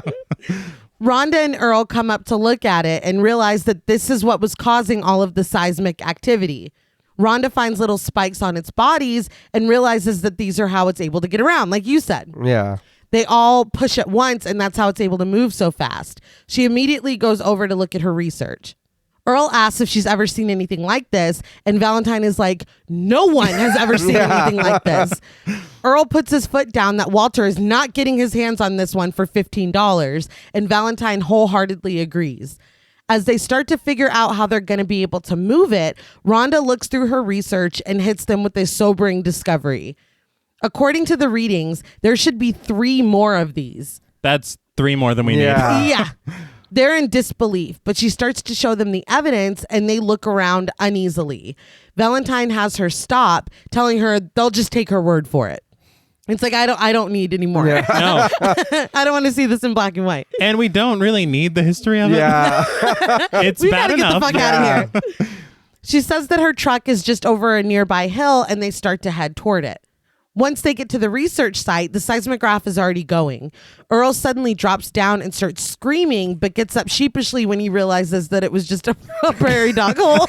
He was fucking freaking out. Wouldn't you? Oh, well, God. yeah. How embarrassing. It's like the ground is slightly softer right here. Well, he went in, though. He Yeah, he did. did. He did. Rhonda looks down at the seismograph and her eyes widen. She whispers at the men to get their attention, and they're all on the same page. They all take off running, trying to gain altitude by climbing on a huge nearby rock. Valentine is the last on the rock, and just as he jumps up, a creature snaps at its heels. This is the smaller one, like the one they brought back under their truck. So this kind of changes the whole dynamic now. Yeah. Because whenever we were thinking about it before, we're like, okay, those little things have brains. They've Yeah. got, you know. Right. No, No. it's just them grasping out at the dark. Yeah, So it's not as scary. but it's scary enough. Yeah. Well, I mean, if you thought that you had 10,000 enemies and you learn you just had 3 big ones, Yeah. I mean, I guess. it's a little bit better. Our But- chances are a little bit Right. better. So the Yeah. big ones are the graboids. What are the little ones? They're just part of the graboids. Yeah, they're just They're in the its mouth. grabbers. Yeah. Right. Are you okay? No. I'm like, but anatomically. Yeah. Well, nay, they're not like us. The xenomorphs have the little mouth inside the mouth. Yeah. Okay. All right. Is that what they used to? Hello, my baby. Yeah. Are you all right? They use the little one. That's exactly That's it. their WB frog. Yeah. That's what it's there for. Yeah. Valentine asks where Rhonda's truck is, and she says it's close, but she points to it, and it is not close. He says that he doesn't think they're going to be able to make that. Defeated by their height, the creature slinks back down into the sand. Valentine is disgusted, saying that the live ones smell even worse than the dead ones. So they make themselves comfortable on the rock. They're really driving that point Yeah. home. These things fucking stink. And I don't understand how something alive could smell worse. Yeah. Something dead. It's a weird situation. When we see them later, Valentine proposes that these creatures are mutated from radiation. No, the government built them. But Rhonda says that there has been nothing like these in the fossil records, so they might predate them and just no one has seen them until now. Earl, though, thinks they're from outer space, saying that he doubts they're local boys. All these, like, theorizing. Do you know? I don't know how familiar you are with the series. Do we ever find out? I think later in a later film they kind of give a little background or like Are they aliens? Like hint at. I don't remember. It's been a really long time since I've seen. Yeah. Like the later films, I do remember this one and the second one. Okay. But the rest of them, I like even the Netflix one, I watched it once and that was it. Right. I think, see, the difficulty with having a franchise that carries on that long is eventually you have to. Yeah. It's like, yes, we have to send Jason to space. Like, Yeah. what We the fuck have to else at are we this going to do? point. Yeah. So I appreciate that right now in this film, they're proposing all these ideas, Yeah. but not nailing one down. Yeah, Oh, we're yeah. not answering it yet. Because Yeah. doesn't that make it less cool? If you're Right. like, oh, it's an alien. Yeah. And first of all, how would you know that? Yeah, we're here in this. We're in the Yeah. desert. No, I like this better. Oh, yeah. Yeah. But finally, since they haven't seen any signs of the creatures for hours, Earl thinks that they must be gone. Valentine invites Earl to go take a walk and find out, but Earl doesn't move. Rhonda says that they need to do something, and Valentine and Earl look at each other. Annoyed, Valentine slides down the rock, muttering and asking why we always seems to mean him. He starts to hit the ground with a piece of wood, and almost immediately, a creature shoots up from the sand and grabs the wood with its mouth. With the shit scared out of him, Valentine runs back up onto the rock, and Earl is in disbelief that it's just been sitting there waiting for them the whole time. He asks how it even knew that they were still here. Valentine says it doesn't have any eyes and it couldn't smell them from underground, so they must have heard them. See, I like that they're smart. Yeah. Rhonda is in total agreement. They've been sensing the seismic vibrations that they're making. She says that the rock makes it even more apparent because it's a perfect conductor. Earl says that it means they're just stuck here, and he's pissed. Well, he curses a lot. Yeah. She says, I'm trying to remember, because he's like, that shit, and like goes on, and then they say, oh, it must hear us, and he goes, that pisses me off. Yeah. Like, why are you talking like that? He's pissed He's off. angry. Yeah, I guess. But the sky fades to dark as night falls, and we hear all three of them admit that they need to take care of business. I guess they all have to poop. It was a very awkward moment to me. Because I'm like, okay, so this is going to be like comedy ensuing with them. Nope, it just cuts to the next scene. Because one says something, and they're like, me too. Yeah. I'm like, is that it? Earl's like, that stolen candy goes right there. It's the guilt. It's ruining his stomach. The next morning, Valentine wakes up next to Rhonda and scoots away from her. Earl is already awake, pondering their situation. And when Rhonda wakes up, she hands Valentine his jacket that she was using as a blanket with a smile. I have a slight behind the scenes little factoid that you probably think is very adorable. On this rock, I think during the production, the cinematographer proposed to the associate producer. Oh my God, I love that. And she said yes. Okay, good. But Rhonda thanks Valentine for the jacket, and he's like, oh, no problem. And then looks over at Earl, who's laughing, like, kind of knowingly. So that's when I was like, okay, so now it's Valentine. Yeah. But with the awkwardness out of the way, it's time to get down to business. Valentine says that the first thing to do is see if old Stumpy is still down there. He takes a shovel and throws it off the rock and onto the sand. Immediately, the graboid rears up, sending sand flying in the air in clouds. Valentine realizes that this is why Edgar never climbed down from the tower. Yeah. It all makes sense. Yeah. All of this gives Rhonda an idea. She says so, but they ignore her, arguing amongst each other as Valentine proposes they run, and Earl tells him that running is not a plan. It's what you do when your plan fails. So I guess the plan thing does come up a lot. It does, and it doesn't stop. I was focused on the monsters. You're like, man, that thing's big. Yeah, it stinks, dude.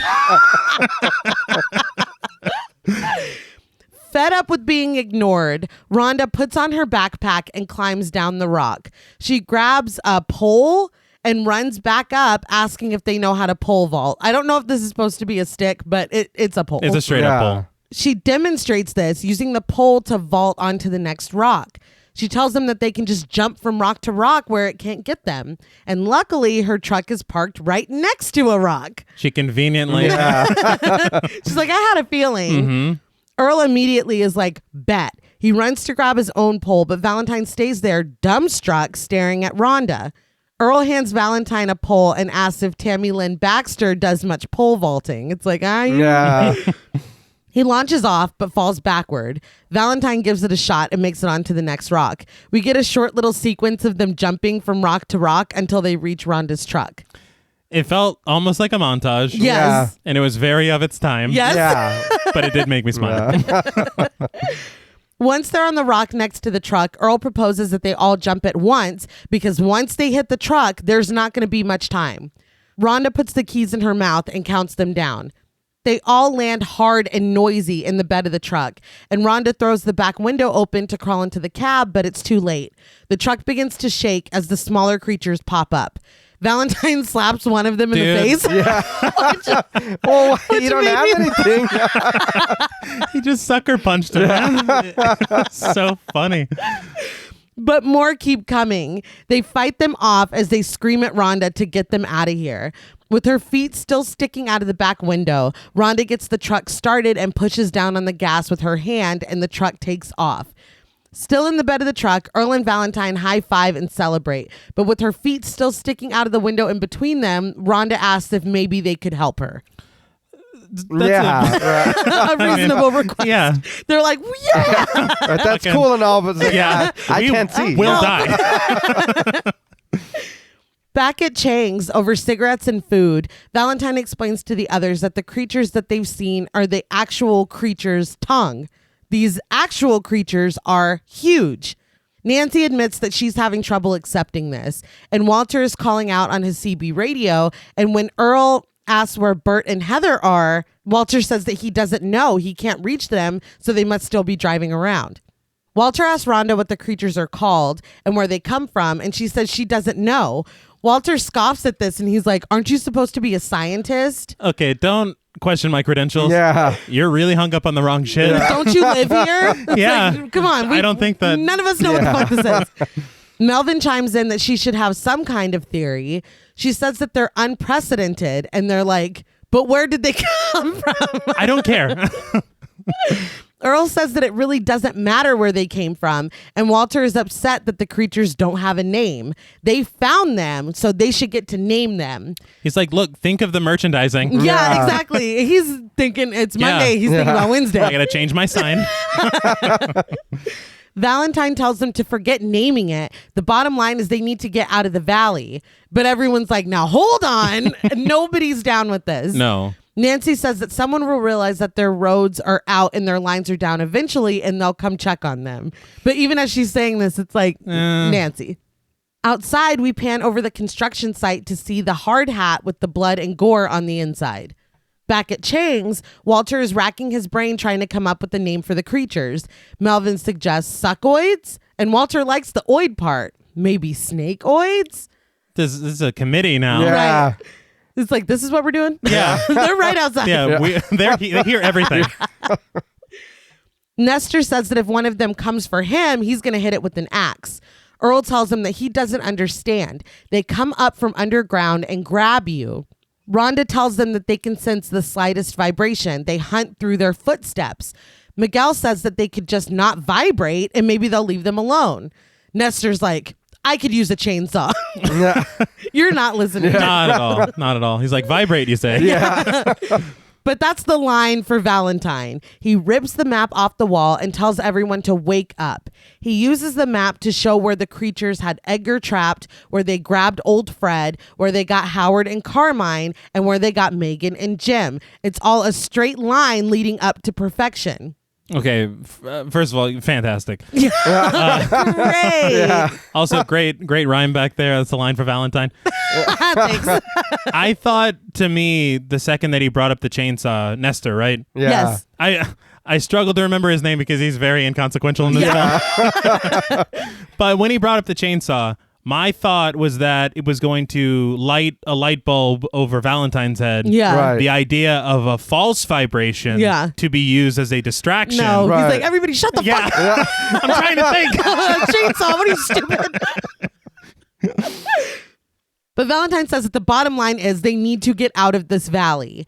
Nancy leaves to go get Mindy. This is when I'm like, you don't have her in here with you? Unbelievable. Oh my God. And Melvin says it's okay. He saw her playing just down the street. Yeah, that's fine. Everything that we've talked about, Yeah. she's safe. With everything they just heard. Yes. Melvin, you piece of shit. I know you love him. He's my favorite character. But Walter's like, that's it. Graboids. Finally, Nestor is open to the idea of leaving and asks where they could go. Valentine says that Rhonda has an idea. She starts to explain, but has to dumb it down when they're all like, what? The creatures move easily through the loose soil of the valley, but they can't move through rock. They would be safe if they could get to the mountains, and then they could just hike to Bixby. Suddenly, with a scream, Melvin throws a basketball into the store, scaring everyone. Earl throws the basketball back at him with some threats. Again, they really are setting up an ass whooping that Yeah. you never get. I think I have written in my notes, one of them says, I'm going to kick his ass, and the other one says, I'm going to help you. Yeah. I'm like, yeah, do it. It's like, if that's the end credit scene, just you guys that's kicking his ass. Like, we get in the movie right now. Yeah. Across the street, Nancy looks for Mindy, but doesn't get an answer when she calls out to her. Behind her, Melvin walks away from Chang's, dribbling his basketball until it doesn't bounce back up. It's sucked down, and Melvin screams. Now, Rhonda just told everyone that it can track them through footsteps. Yeah. Mm-hmm. But you think that it's a good idea to be out here dribbling a basketball? Melvin is a fucking jerk. Right, let him. Let him. Yeah. Go ahead, Melvin. Look, I know that the graboids have already killed a few people in town. Yeah. But if they do eat Melvin, Yeah. we're even. It's right? okay. Yeah. Melvin. You get just one. Yes. Yeah, that's and it. then we're square. But everyone hears the scream at the market, and Earl is pissed. Vowing to kick Melvin's ass, he goes outside. This is when Maybe that's Valentine's when like, I'll help you. Yeah. And he follows him. The others follow them outside as Earl calls out to Melvin, but they all stop dead in their tracks when they see that he's climbed up a pole, holding on and petrified with fear. The ground erupts with a giant graboid, and Earl screams at everyone to get back inside. Melvin climbs down and runs as the graboid opens its giant mouth and the little creatures slither out. Valentine narrowly escapes being grabbed by one. Everyone runs back into the market and they stand motionless as the shelves begin to shake and the floorboards pulsate. When the shaking subsides, Rhonda whispers at them, reminding them to make no noise and no vibration. As if in response to this, they hear the squeaking of Mindy's pogo stick. I swear to God. Yeah. Kids just always fucking causing trouble. Yeah. Because nobody's how is nobody we found dead bodies by now. Uh-huh. Yeah. Like, how is nobody watching this child? I don't understand. Doesn't she have headphones on too? She does, does. yeah. Oh, Yeah. So you've lost like 20% of the population. yeah. Yeah. This is a very small town. Yeah. But they quietly rush to the porch and whisper at her to stop, but she's wearing those headphones. The graboid visibly moves from the store and crosses the street, shaking everything in its path. Valentine takes off running toward Mindy just as Nancy spots her. I don't know how Nancy's still like, Mindy? When this thing was just fucking wrecking shit across the street, but okay. As the graboid rushes over, Valentine is able to grab Mindy off of the pogo stick and land on the side of the road with her. Nancy runs over asking him what's going on, and he tells her to be quiet. It's like, how do you not see all this? Do you not understand what the hell? Like, okay, also, I do have to point out that I think this might be the only way to get off of a pogo stick. Yeah. I feel like once you start, I don't You know. can't stop. yeah, you pogo till you die. That's, that's just what it is. That's why she was at 604. Exactly. She's like, "Get me off help. of this." She's crying.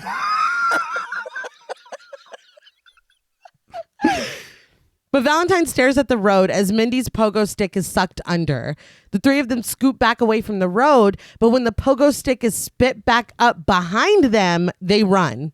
Nancy and Mindy run into their house, and Valentine jumps on the top of his truck. Earl is concerned that the graboid is going to suck Valentine under with the truck, but Valentine just tells him and Rhonda to run. The tires on the truck burst as the ground shakes, but Earl and Rhonda spot a shed and fences moving and realize that another graboid is making its way to them. 2 graboids? 2? Earl runs to the store, but Rhonda trips on razor wire. With the ground beneath her swelling and pushing her up, she's rolled over and now her feet are tied with the razor wire. Again, we've done this before. It was effective. The graboids are like, no, we'll do that again. Yeah, humans hate that. File that away. Mm-hmm. Melvin looks out from the shed, but when he sees the tiny creatures coming for Rhonda, he shuts himself back inside. Rhonda tries to untie her legs, but the creatures grab onto a fence post and start to pull her with it. They're like, no, this works. Yeah. We've done it before. Valentine jumps off of the truck with a pickaxe and attacks the graboid. He rushes to untie Rhonda just as Earl comes out with the tool of his own to attack it. Valentine tells Rhonda to take her pants off as he pulls off her boots. She obliges, immediately unbuckling her belt. So, firstly, I laughed very hard at the graboid's little snake arm trying to take the pickaxe out. Yeah. Yes. That's very, he's like, that fucking hurts. Who in the fuck? But the second thing is with him telling her to take her pants off. Yeah. I think that it is very important to note that sometimes the smartest solution is also the sexiest. So jot that down. Yeah. So everyone learned something today. But Earl watches as the creature, like you said, tries to pull the pickaxe out. That is fucking hilarious. It finally gets it out, and the graboid is back at it again. Rhonda comes out of her pants just in time to escape being grabbed, and they're safe for just a moment before the other graboid pops up behind them. Earl screams at them to run, and they haul ass back into the market. The planks on the porch rise behind them as they run, but they make it inside. Later in the market, Valentine cleans and bandages Rhonda's cut up legs. As he does, Earl smokes a cigarette and gives them each a little smug, knowing look. See, I, for some reason, thought he was only giving it to Rhonda. Yeah. No, he And gives so it I to was her like, first. is this like a... Well, he's like, and I'm going to steal your girl. I feel like he was interested, but when I think he was judging Valentine on the type of like, I only date women with this, blah, blah, blah, blah. So now that he's like, oh no, I'm a step back. I see what's happening. Fair point. Miguel gives Rhonda a pair of shoes and some pants and whispers, asking how long they need to wait. Earl says that they have the patience of Job and they'll sit around and wait as long as they need to until they hear their lunch. He says that they need a plan, but Walter's already got one. Earl and Valentine can drive up into the mountains and walk to Bixby when they can't drive any further. But Valentine reminds him that the graboids ruined their truck. So Rhonda offers for them to take her truck, but Earl says that it won't work on the trail. The Pepsi machine chooses that moment to start its bullshit, squeaking and shaking. Valentine, Earl, and Walter rush over to it, knocking over stacks of cans in the process, but they do get the machine unplugged. It wasn't fast enough, though, because the floorboards explode as the graboid bursts up. So they waste no time. No. The split second they hear something, they're like, boop. They said that they had, because this interior is a set. Right. All of the exteriors were actually like on the location. Yeah. But they had 10 people underneath the floorboards, and they had a massive graboid built on a dolly. Yeah. And they said they had all 10 people push as hard as they could, almost like a seesaw, to just slam it through the floorboards. Damn. And it looks, works? yeah, it works really well. But in the saddest moment of the film, to me, Yes. it grabs onto Walter. He screams and everyone tries to pull him back up, but the graboid whips Walter from side to side before finally pulling him under. Another graboid explodes from behind the counter and Rhonda climbs up onto the shelves. When Valentine looks up at her, he sees the hatch leading to the roof and yells at everyone to climb up there. They all try to make their way over, but the graboids are wreaking havoc, knocking things over and squeezing cans until they burst. I was sure that Walter was going to climb out of the hole. I don't know about y'all. I was like, they can't have him go out like that. And you can't kill him before Melvin. He was just trying to run a store, Yes. make a living. And if they would have listened to him earlier and fixed that machine, It wouldn't have been. none of this would have happened. Yeah. I also saw in that featurette, and I thought it was kind of funny. They said inside the monster's mouth was a bicycle seat. And so they could just very easily be eaten very comfortably. Just have a seat. Just hang out, yeah. Rhonda tries to ready herself to jump over to the shelf beneath the roof hatch, but two graboids work together to push the shelf over, causing a domino effect. They encourage Rhonda to jump, but she's too late. The shelves are knocked over, and Rhonda is hilariously knocked right out of the window. I was fucking laughing. I was already laughing at the two creatures working together to push the shelf over because they're like, this one will hit that one and then that one, and then her falling. That looked it was too much. Very like, funny. I'm not gonna jump. Yeah, I can't make it.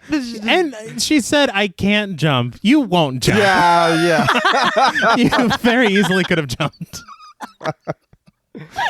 Valentine climbs up to the roof and looks over to the side of the building to see shelving and cans, but no Rhonda. Just as he loses hope, she calls out to him. She's climbing up the water tower and makes it up safely. He asks if she's okay, and she gives him a thumbs up. Melvin peeks out from the shed. I'm like, oh yeah, Melvin. Fucker. And calls out to them, asking what they're doing up there. What do you think, Melvin? Miguel whispers to him to shut the hell up and get up on the roof. But of course, Melvin doesn't listen. But the shed begins to shake and he climbs on top of it. Now he's safe. Earl, Valentine, and Miguel call out to Nestor and Nancy to go up to their roofs because the graboids come up from the floor. With a Nevada vanity plate that reads Uzi for you, Bert and Heather return home, dismayed that they weren't able to find any sign of the graboids. How far did you go off in the wrong direction? Because there have been signs of them everywhere. Yeah. Heather takes out her binoculars and looks over at the market. She pans over to see Rhonda on the water tower, Valentine, Earl, and Miguel on the roof, Melvin on the shed, and Nestor and Nancy on the roofs of their homes. The graboids begin to stir as we hear Bert's voice come in over Walter's CB. Miguel and Earl lower Valentine down so he can grab it through the window, and they pull him back up to the roof. Valentine finally makes contact with Bert as Heather comes into their basement, telling him something very weird is going on because everyone is up on the roofs. I appreciated them making contact. Yeah. But I feel like the urgency at which you should deliver this message was kind of lacking here. Yeah. There's a bunch of snake monsters. How they're gonna get to tell them immediately, dude. They watch from the roof as a graboid makes its way over to Bert and Heather's house. Valentine advises Bert to get out of the basement and onto the roof, and he'll explain everything if he takes the radio with him. Bert pushes back on this, but Heather tells him to just listen to what he's saying because clearly something is very wrong. Valentine is yelling at him to just get on the roof. The things that they saw are way bigger than what they thought. They're huge and they're coming for them now. Bert and Heather grab their rifles and look out the windows. Bert reports that they don't see anything, so Valentine continues to yell at him. They are underground. They're huge monsters underground. So this dude believing in all the conspiracy theories, yeah, he needs proof. He's like, this seems a bit much. But that's when everything in the basement starts to shake. They ready their rifles as a graboid bursts through the wall. On the roof, they hear Bert scream, "Jesus Christ," and it cuts off. They stare at their house in the distance and hear rifle shots echo out. Their faces, though, when he cuts off, they're like, fuck. They should have fucking listened. Well, I thought they were dead. Yeah. I was like, they're just giving us the courtesy of not showing their corpses. Right. Yeah. But hold on. Yeah. In the basement, they empty their guns into the graboid and then back up to the wall covered in guns and just grab two more. One of the tiny creatures gets Bert by the foot, and as it drags him toward it, Heather opens fire. She shoots until the small creature is in half. Bert gets back up, and they empty multiple magazines and multiple guns into the graboid. When it reacts to being shot in the mouth, Bert's like, "Oh, that's the glowing spot." Yeah. It's the crit spot. Yeah. You ever play House of the Dead? Yeah. Bert readies a giant gun they keep in a glass case. Heather shoots the graboid in the mouth with, I'm assuming, was a flare gun? Right. And Bert unloads his gun into it. Elephant gun. Yes. Elephant gun. That's right. Right. I forgot. Elephant gun. The graboid dramatically, finally dies. Bert screams that it came into the wrong rec room. I don't really see a lot of rec happening here. It was really just stockpiling weapons. But go off. Yeah, call it whatever you want. Well, they're cleaning them. And then that little That's where we hang machine he had was to clean the shells so they could reuse them. It sounds like fun. Yeah, well, it's fun to them. Yeah, they're having a good time. That's their Better Call Saul or whatever. Yeah. I got it. I did want to point out while they're still in the basement, I saw in the featurette that they actually filmed this in two different ways and kind of composited them. Mm-hmm. And they do it so seamlessly that you can't really tell. But for a lot of this basement is a miniature. Really? Yeah. What? Huh. I never would have guessed whenever you see it kind of like rear up and hit the ceiling. Yeah. That's a completely different puppet. Get out of here. That's impressive. Yeah, I know. I wouldn't have guessed at all. No, and I saw they use like a ton of miniatures for this film in different spots. Yeah. And they do it in such a way that you would never notice.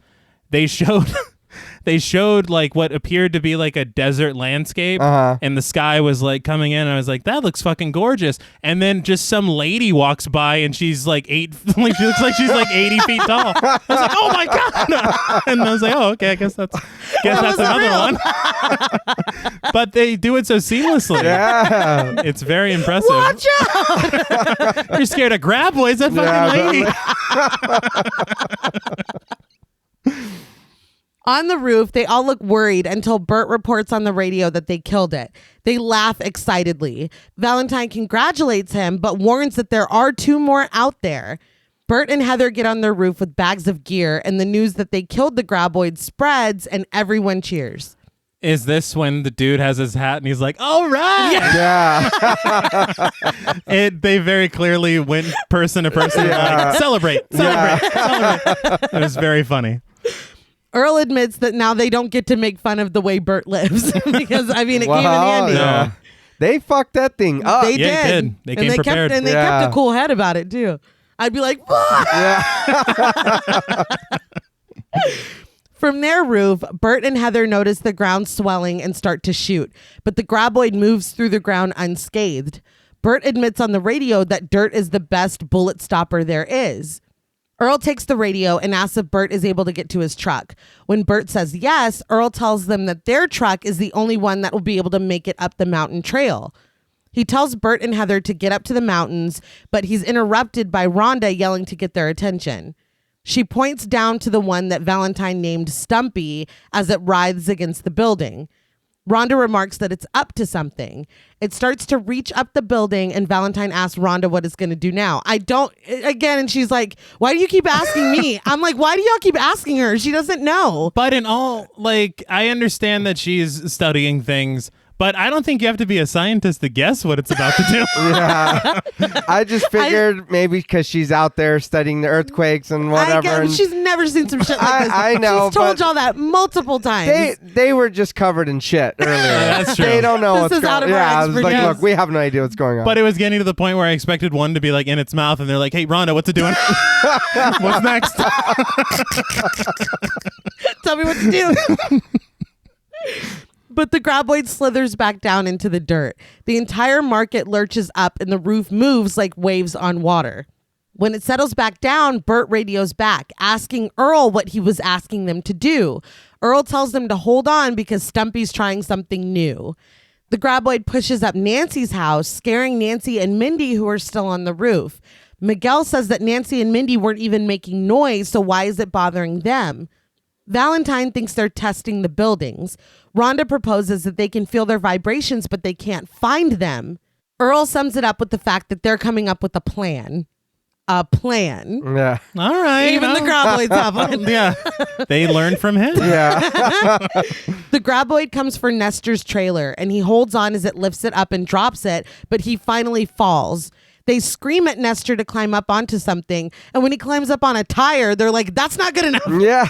Yeah, I'm not here to blame him for his own death, but Yeah. But Nestor. Yeah, come tire, on. dude, come on. Before Nestor can find something bigger to climb onto, he is sucked into the dirt. We zoom over to Melvin, who's standing on a shed as he cries and asks someone to do something. So I'm glad he's not having a good time. Yeah. We love Melvin tears. Yes. My thing was Nestor existed just to be Right. because we couldn't lose anyone important. No. So we hardly knew you. Yeah. Back at Bert and Heather's, Bert continues to shoot the lump under the ground, and when Heather chastises him, he's like, I think I'm scaring it. Valentine tells Heather on the radio that there's no use in them going for help because the rest of them will be dead by the time they get back. Heather promises that they're with him no matter what he wants to do. Yeah, he's full of hope. Yeah, a real optimist. Yeah. This guy. Valentine says that the graboid is tearing the town down from under them. All they can do at this point is get out of here now. Heather tells him that they'll come pick everyone up, and she signs off. Bert notices the graboid slithering underground toward their vehicle. Bert readies his rifles, and the alarm blares as the vehicle begins to be sucked underground. Defeated, Valentine accepts when Heather tells them to forget about them picking everyone up. I love that they did that because they're like, no, they use this to get around faster. Yeah. We don't I'll need be that. taking Hold on. that. Yeah. But Rhonda says that the situation is still the same. They need to make it to solid rock. Valentine says they can't because there's no vehicle left to make it up to the mountains. As he says this, a graboid rips off the overhang on the side of the store. Valentine says that what they really need is a helicopter or a tank. This makes Earl realize the cat, the bulldozer. Right, not a feline. No. No. I'm sure a cat could get them out of this. Oh, yeah. Cats can do anything. But that's not what he's talking about. Valentine dismisses this because the cat is too slow, but Earl persists. It weighs more than 30 tons, and there's no way a graboid could lift 30 tons. Could they? Yeah, I was like, you don't know. Yeah. Ants can lift, what, 50 times their body weight? It's tossing around these houses like nothing. Yeah. So it's Also like, true. yeah. Miguel rationalizes that they all can't fit on a bulldozer, but Valentine, coming around now, says that maybe they could pull something. Earl says the old semi-trailer. It doesn't matter that the tires are flat because the cat can pull anything. They announce that they've got a plan, and they give each other a high five. They look over at the bulldozer and realize that it's going to be a very long walk. Rhonda chimes in that they only respond to vibration. They could distract them with the decoy. Finally talking. Yeah, she's like, Yeah. finally. Yeah. Earl asks if Melvin wants to make a quick buck, but Melvin responds by giving him the finger. Miguel says that they could start up Walter's tractor. They could start it up and let the graboid follow that around. The roof starts to shake and cave in while they're thinking it over. Valentine says that the ground is getting closer and closer, so maybe it's just best to go with Miguel's plan. A graboid starts freaking out in Nancy's house, lifting it up as the windows break. Valentine and Earl both start for the edge of the roof, Earl reasoning that he's faster, but Valentine asserting that he's better at driving the cat. To decide this, they, of course, resort to rock, paper, scissors. In all fairness, I think the more important thing would be faster Getting right now. over Right. there. Yeah. Yeah, it doesn't matter how you got the 0 turning radius or whatever. Yeah. Yeah. Like, nobody gives a shit. Valentine loses, of course. And he's like, well, I guess that means I have to do Yeah. it. And Earl's like, no. That's not how it works. I won, so I pick who does it. Miguel starts the tractor and lets it go. It rolls down the street. Miguel holds onto the building for life as he says that the graboid is following it. Nancy calls out that the graboid beneath her house is going after it as well. Valentine wishes Earl luck as they trade friendly insults. Earl holds his hand out to Valentine, but Valentine elbows him in the ribs and runs off. He jumps off the roof and flies over to the bulldozer. Flies as in running quickly. Valentine Like, you can fly. can do that? He falls on his ass. Yeah. I was laughing because they had shaken hands so many times in that way that when he did it again, I was like, another fucking hand? And I was like, you dirty dog! He's brilliant. The tractor hits the side of the road, rolls over, and stops. They yell at Valentine to keep going because the decoy has been taken out. He runs, and we get the point of view shot of the graboid as it burrows back down into the dirt, abandoning the silent tractor. I thought it looked really cool. Yeah, I like the shots they have of these graboids ripping through the dirt, Yeah. like from their point of view. Yeah. You get to see how the other half lives or whatever. They watch from their roofs in fear as Valentine runs as fast as he can toward the cat, and the graboid sends dust into the air as it runs after him. This dude is fucking hauling ass. Oh, he is. I'm like, Earl's faster than this? God damn.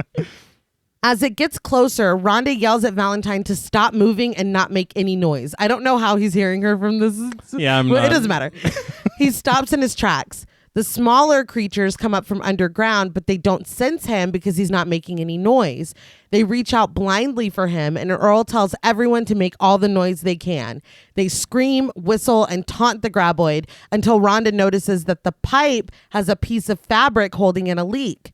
I do want to say Rhonda calls the graboid a slime bucket. Yeah. Now, with this and Cretan and whatnot, Yeah. the 90s were a weird And time. abundance. Insults were just, Well, you know. you're like, oh, sure. Yeah. Slime bucket. Yeah, why not? We took what we could get. Fair enough. But Rhonda climbs down and starts kicking the pipe. When she kicks it loose, water pours onto the ground and the graboids immediately head back over to it. Valentine makes his way to the cat and gets it started. The creatures slither in a puddle beneath Rhonda and start to grab the ladder that she's on. She climbs back on the water tower, but they rip the ladder down, trapping her. Do they know they're doing that? I don't know, dude. They got a plan. They're getting smarter. Yeah. She's not going to be Like, able to climb down now. True. Well, that's good for her. Right? I just realized. Valentine hooks the cat up to the semi-trailer, and when he starts it up and moves, he screams and laughs. He was so happy that I was expecting it to stop. Oh, yeah. Yeah. Like Me he too. was, you're not supposed to celebrate that early. Too happy. He goes to the water tower and Rhonda jumps down with him. Creatures grab onto the cat, but when Valentine starts moving again, they can't hold on and they're crushed. Rhonda and Valentine cheer. On their roof, Bert and Heather are making pipe bombs when Valentine and the rest of the group come to pick them up. It also made me laugh that they didn't show everybody else jumping in. Yeah. It's just like, you know what happened.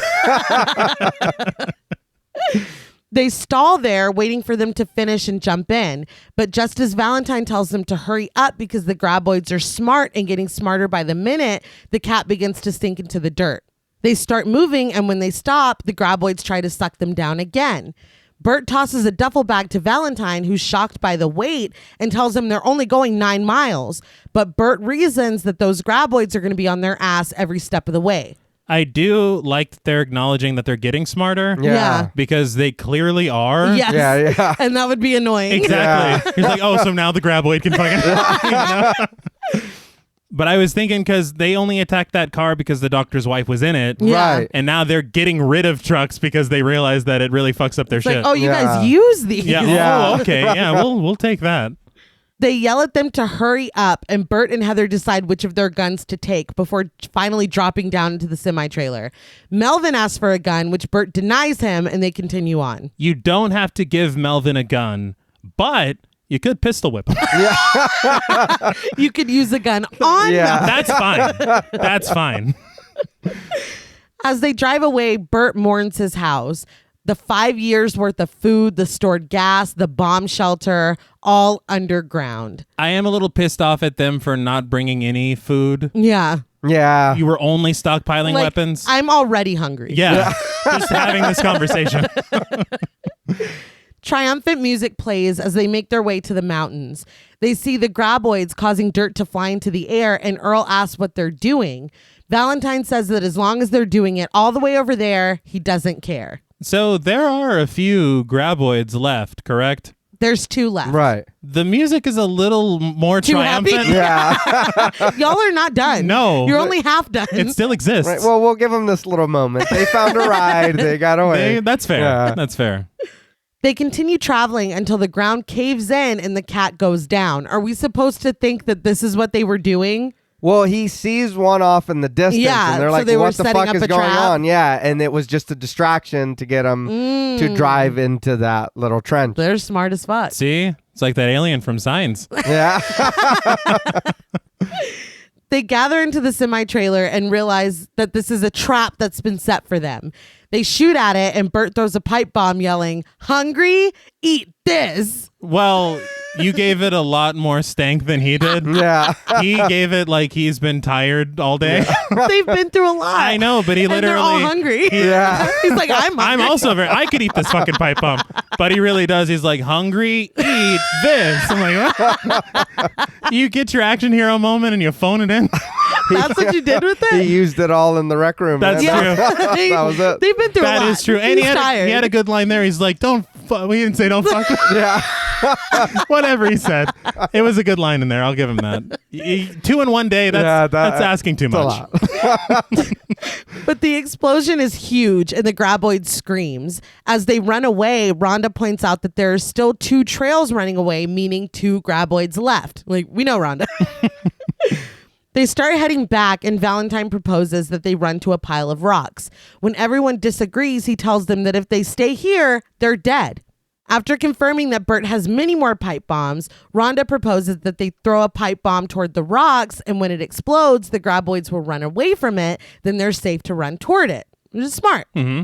She says that they're so sensitive to sound that the explosion must be hurting them. When Melvin is the only one that disagrees with the plan, Bert gives him a gun and he changes his tune.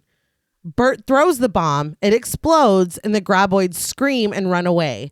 The group makes a run for it. Melvin quickly realizing that the gun that Bert gave him was empty. So he was just going to try to shoot it. Yeah, Yeah. I guess. Because he had no There was no reason need There was for no that. point. to shoot it. Yeah. No. In fact, it would hurt them now to Yeah. do it. Mindy fucking eats it, and Earl picks her up and carries her the rest of the way. I don't think that was a stunt kid. Yeah, no. She fucking fell. The graboids are on their tail as they reach the rock, and Bert stands at the back while everyone else climbs up. He narrowly escapes being grabbed when he steps up himself, and instead the graboid hits his head on the rock and goes back down. Melvin confronts Bert for giving him a gun with no bullets, and Bert just laughs, saying that it did the trick and it got him moving. The graboids circle the rock until they finally go silent. Rhonda asks if they'll be able to make it to the mountains using the pipe bombs, but Valentine says that they don't have enough. Earl says they're just stuck on this rock. Earl's like, I'm pissed. But everyone is dejected until Heather speaks up. She tells them that they all sound like they've given up. Rhonda says that the graboids will just wait until they're dead, but Bert says they could have held them off at the house because they had food and water, and instead they hauled them out here. Yeah, but you were all for it at your house. Yeah. Yes. Instead of saying, no, we should stay here. You're like, oh, Like, now that here's some shit went here's down. some ammo, here's some more ammo, here's some more guns. Let's go. You didn't say that earlier. No, and don't have buyer's remorse to the plan now. Yeah, Yeah. and Now you're blame just an somebody asshole. else. Yeah, yeah. And then the franchise is yours after Yeah. this? Fuck you. Do you deserve it? But Valentine gets in his face, saying that they should have just left them on their roof. Earl and Heather pull them apart, and Earl tells them that the graboids would have had their house in half in about an hour. Facts. Yeah. Later, they're all sitting on the rock. Bert tells Heather that if it comes to starvation, he's going out with the pipe bomb and letting them take him out. This gives Earl an idea, though. It's like going fishing. We cut to them throwing rocks to lure the graboid into showing itself. They tie a bomb to a rope and light the fuse. Earl swings it like a lasso and throws it to where the graboid just was. From underground, it opens its mouth and takes in the pipe bomb. I do want to point out before the plan comes to fruition. Yeah. Whenever they were thinking about it and fucking Bird is like saying he would blow himself up. Yeah. Heather's like, Jesus Christ. Oh, goddamn. That's really extreme. That was a lot. We're all very hungry. Yeah. But good Lord. But the bomb explodes and the group cheers as they're sprayed with graboid guts. Talk about taking pipe, am I right? Oh Oh. my God. Taking pipe. Nay, this is. Please. Anyway, we pan over and see the remains of the creature in the dirt. So they go back to fishing, trying to lure out the last one. And of course, it's Stumpy. And Valentine has a personal vendetta. Of course, the one with the name is the last one. Yes. Yeah. I did appreciate Melvin getting splashed with the guts. He Yeah. And he got embarrassed in front of everyone, and I Embarrassed. and I enjoyed it. It probably wouldn't surprise you to know or to learn if you already know it that it really wouldn't. Yeah. It really wouldn't surprise you at all. But the majority of the guts, like one of the main ingredients was pumpkin. I Yeah. knew it. It looks fucking like pumpkin puree. Clearly, yeah. John Paul was watching it last night, and Jackson goes, "Is that egg yolk?" Those are slimy too, man. So Valentine lassos the pipe bomb this time, and Stumpy takes it, pulling it underground with him. They cheer and wait for the explosion, but instead the pipe bomb launches into the sky right back out at them. Not this time, cowpoke. And I was like, this motherfucker really spit that thing Yeah, back. dude. He said, "Psych." He's like, fool me once. Yeah. I seen what you did to the other Yeah, one. man. This is my fucking brother. Yeah. But the pipe bomb lands in the bag with the other pipe bombs, and they make a run for it. The explosions go off, and Earl, Rhonda, and Valentine are launched into the dirt. They start to run back to the rock, but the graboid jumps up, stopping them. They freeze, and the rest of the group on the rock scream and shout to grab its attention. I'm not going to lie, I thought something bigger was going to happen from the pipe bomb landing in the pipe bomb bag. Yeah, me But too. it was just like, oh, we're mildly inconvenienced and we're in the dirt. I was just like, what the fuck? I thought it was Nobody died. The rock was gonna- isn't Yeah, isn't no. destroyed. And then he's got free reign. Yeah. No. Stumpy or whatever. Yeah. He's just up walking around now. Yeah. This is my fucking turf now. shit. He's got legs. But after a moment, Stumpy retreats back into the ground. Earl starts back toward the rock, but Valentine stops him because Stumpy isn't dumb. It's trying to trick them. Earl tells Valentine to use the bomb he's holding, but it's their last one. Valentine says that even if they make it to the rock, they're dead in 3 days. But Earl reasons that he would like to live for another 3 days. Starving to death? Yeah. I'd rather be eaten. They're all yeah. think about Take it. me. Yeah. The group calls over for them to come on, and Rhonda whispers for Valentine to just throw the bomb. But Valentine says that the monster isn't smarter than him, and he's going to go for it. To everyone's surprise, he takes off running in the opposite direction of the rock. Earl follows. I love that Earl doesn't know what the fuck's going on, but he's like, I'll go with you. That's his buddy. He asks where he's going, and Valentine tells him that he's got a goddamn plan. Nah? All right, look, I'm at this point, I'm going to admit that that just went right over my head. Or I was just being sarcastic earlier. Yeah, You were joking. I was just testing you guys. Of course, you passed. But when Rhonda realizes that she has the lighter, she runs after them. Stumpy chases them, and they stop at the edge of the cliff. I love this full circle moment because this is where he was pissing at the beginning. Yeah, this was deep ass soul scratch. Yeah. Gulch or whatever they. Valentine rips the fuse on the bomb in half, and they beg him to just light it already.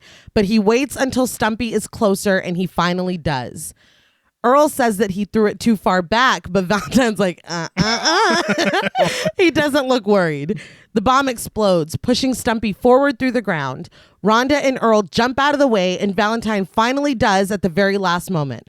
The graboid explodes from the cliff to fly through the air and splatter onto the rocks below. The three of them stand, looking down at its remains, and Valentine says that it just suddenly hit him. Stampede. Another callback. Very good. They laugh, and everyone back on the rock cheers. So I want to talk about how they did, because one of the most impressive visuals to me is the moving through the ground. Yeah. The way that they did this is they dug out like a path, and they put a boat buoy in the hole that they dug. And they tied it to a truck and just drove the truck. And so you see the like humpback. It's like so rudimentary. You're like, I could do this. That's why it works and why it looks so good. And it's practical. Right. So none of it looks like, well, that's fucking weird or anything. But also the cliff's edge, when you get the shot from above, it's a matte painting. There's no edge there. And whenever you get the shot of him from the ground looking up, it's a forced perspective shot of a miniature. Oh, what the fuck? That is I would have never guessed that. Super impressive. Like, it's just unbelievable. And the fucking graboid blasting through the cliff. Yeah. Another miniature. Like none of that looks like no, that. I would never have guessed. No, I don't know how they did it so well into where that you're not even distracted. Not at all. Or like, oh, that looks like shit or whatever. Yeah. That's mean. That looks like shit. Is that how you normally watch movies? I guess. Just I start angry and just get angrier. We either go up or down from here. The film starts at a 0. Impress me. But that's the other thing as well with the writing, is that they had made such a big fucking deal about how they cannot go through rock, or rock is like their fucking kryptonite or whatever. Yeah. And whenever one tried, it died earlier. Right. But the only way that this one was able to was the propulsion of the pipe bomb. Yeah. So again, it makes sense. They're not breaking their own rules. No. And I appreciate that. Yeah. But we cut to them at a later date, back in perfection, changing the wheels on the truck. Valentine says that they have to make phone calls once they get to Bixby. They could make some real money and maybe even get in People magazine. But Earl does him one better. They could get in National Geographic. Oh, yeah. Rhonda comes over and takes their photo. As she comes over to talk with them, Valentine reaches into the truck and pulls down his collage of Tammy Lynn Baxter. You don't need to see that. Right? This never happened. Earl busies himself, and she tells Valentine that there's going to be major research behind this and that she's going to be in on it. She thanks him for saving her life, and he's playing it like too cool. Yeah. He's just like, yeah. Earl rolls his eyes under the hood of the truck. She says maybe she'll see him sometime, and Valentine's just like, She smiles at Earl and walks away. Earl slams the hood shut, and Valentine's like, I know. He follows her, wondering out loud what a girl like her would want with a guy like him. He catches up to her and starts to talk to her, but stops and kisses her instead. She kisses him back, and the two stand in the street embracing as Why Not Tonight by Reba McEntire plays, and the credits roll. So I'm not surprised by the Music artist. choice? Yeah. This film did surprise me that it ends with a crane shot from a kiss. Yeah. I was like, of all this was the- right. I have to ask. So, what did you guys think of Tremors? Oh, I loved it. Yeah. Yeah, I'll always love it. Didn't even think about No. it. It's just, Love it. I love it. I think it's very fun for what it is. I was kind of surprised at how much I enjoyed it. I think I enjoyed talking about it even more, Yeah, Yeah. me too. which kind of raised my appreciation for it. Yeah. I really appreciate their like self-aware throwback to these like 50s monster movies. Yeah. And they just honestly did a good job, and the way that they use their special effects is really admirable. Yeah, that's nuts. I didn't know. Like, I couldn't tell any of the miniature shit at all. And if they never told me, I would have just assumed that, okay, that's life-sized, Yeah. Yeah. you know, as shown. But I was very, very surprised, pleasantly. Yeah. No, I was surprised by how much fun I had with this. Going in, I'm like, this seems like the type of film that, like we had talked about with Killer Clowns, or I'm sure there's been multiple. If you watch Creepshow, even has the same kind of element where if you watch this when you were young, this is home. Yeah. But watching it as an adult, it's like, does this hold up? That's really what I was expecting. But I had a great time as an adult watching this for the Yeah. first time. And learning all the stuff of how they made it work truly makes me appreciate it even more. We talked about commitment to performances and just kind of suspending your disbelief that this is just what's happening. Right. We're not going to ask questions. We're No. not going to dig, no pun Yeah. intended. We're just, this is what it is. They're giant fucking worms and we got to beat them. Like, this is Yeah. just, if you just let yourself be in that moment, you're going to have fun. Right. But I guess that can just take us right into ratings. And this is kind of a difficult movie to rate because, I mean, That's fair. it's a very straightforward story. This shit's happening. We got to get ourselves out of it. We're trapped in this town. I appreciate, like I said, the commitment that everyone had for this. I'm really awed by the effects Yeah. and just the fact that this is so silly especially on paper. But the fact that they were able to pull it together, and I can imagine watching this as a kid and this being the absolute shit. Oh, no, yeah. I had a really good time. So I guess we kind of summed it up already. I can just say on a scale from 1 to 10, problematic pogo sticks. I'm going to give, I can't go too high. Again, I don't have nostalgia for this. Right. But I do want to give it its props. I'm going to give Tremors a 7.5 out of 10 Okay. problematic pogo sticks. This is not a cerebral film. No. Right. That's fair. This is just a fucking good time. This is a throw-on movie where you can laugh. And I mean, it's fun as fuck. Right. I don't know how else to put it. But 7.5, I will now open up the floor. So I won't mix words. I love the movie. I do have that nostalgia for this. Like I Right. said, anytime it was on TNT or whatever, I'm gonna watch it. Or Yeah. it's gonna be on the TV. And I You know get what I it. mean? You flipping through the channels, you know, oh, Tremor, leave it. You know what I mean? Let's watch it.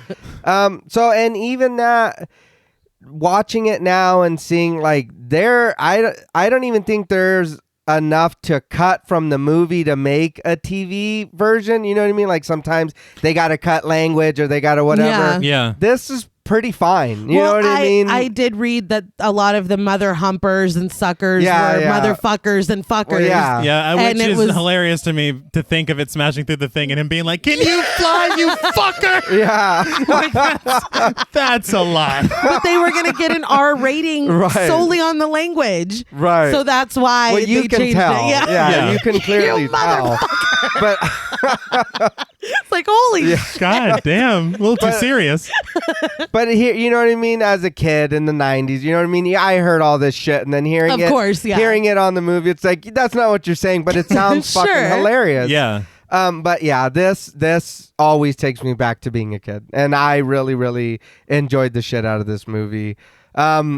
hearing like you talk about how they, you know what I mean, how they made the movie and the effects, and like that makes me love it more, because it's like, man, this is something that like, and I think you had said, I can't remember if it was on the show or we were just having a conversation about it, that you never hear anybody say it's a bad movie. No. You just hear people say, yeah, I've seen it, or I love the movie. Yeah. But never, oh, that movie sucks. Not you know once. what I mean? And I really, really enjoyed this movie. But you bringing all that and letting, you know what I mean, the production stuff and all that, like that's great. You know what I mean? That makes me even happier knowing that it wasn't just like a rush job. You know what I mean? Right. It was like, we're going to make this shit. Killer worms, fuck it, let's do it. You know what I mean? And then what you said about Kevin Bacon saying is the only movie that he's watched. Mm-hmm.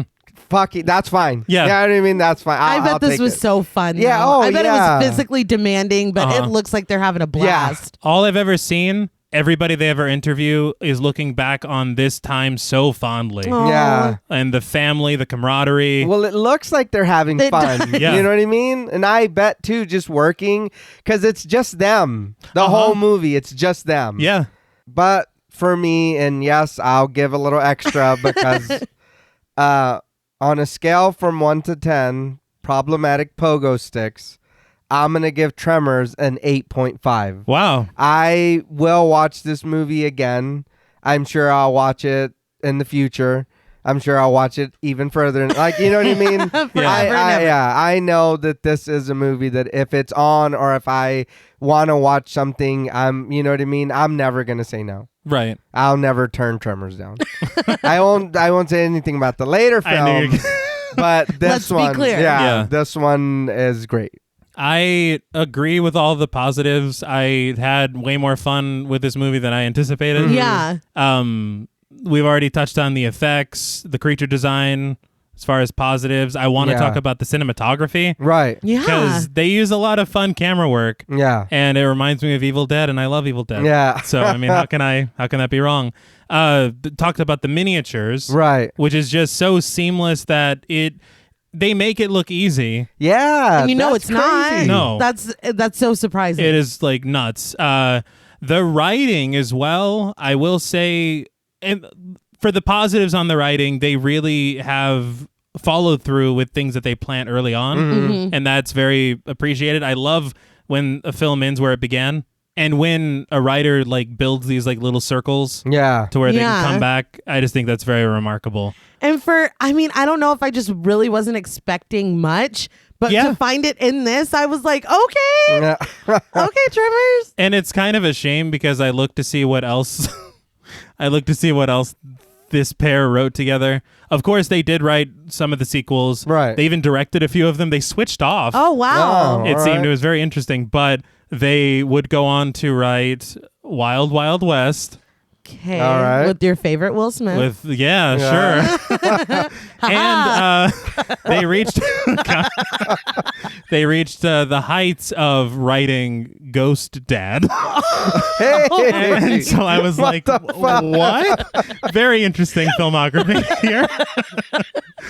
But as far as the negatives are concerned, and it's not even really the film's fault. I would love to have that built-in nostalgia yeah. Right. so much, because I think that all the things like I had said at the intro about it not being necessarily scary enough or funny enough for me, I think those would not even be an issue. Yeah. Because it's like, no, that's a childhood favorite. Yeah. Yeah. I don't care what, like in Creepshow when Ed Harris twists his arm for the... Dun, dun, dun. Yeah, that's the funniest shit in the world, but I can see someone being like, what the fuck was that? You know, if you It's grew up greatness. with it, Yeah. it's the funniest thing you've ever Forever. seen. And it's Yeah. funny forever. Yeah, but the only other thing that I could think of as a negative would be, I think that they spend time with characterization for a few people, Yeah. but Nestor is there just to die. Yeah. And I think what's her name, the little girl and her mom, Yeah. Nancy and Mindy. if they weren't in the film at all, nothing. But then Yeah. they changes. don't get a pogo stick thrown at them. Well, anybody could have been on the pogo stick. That's the beauty of That's pogo. the beauty of it. Yeah. Now you can't get off, Right. but You're on it forever. yes. But for me, to sum it all up, on a scale from 1 to 10 problematic pogo sticks, I am going to give Tremors 7 Hey. out of Okay. 10. Because I did have a lot of fun with it. Yeah. Had a ton of fun talking about it. It does upset me because I was reading about obviously how many sequels they've done, but about a TV series they were trying to do. Yeah. Right. Because I think they did one already, but they were trying to do another one. They even filmed a pilot with Kevin Bacon, Man. Wow. and then it didn't get picked up. Damn. That sucks. I'm like, you got Bacon back? Yeah, no.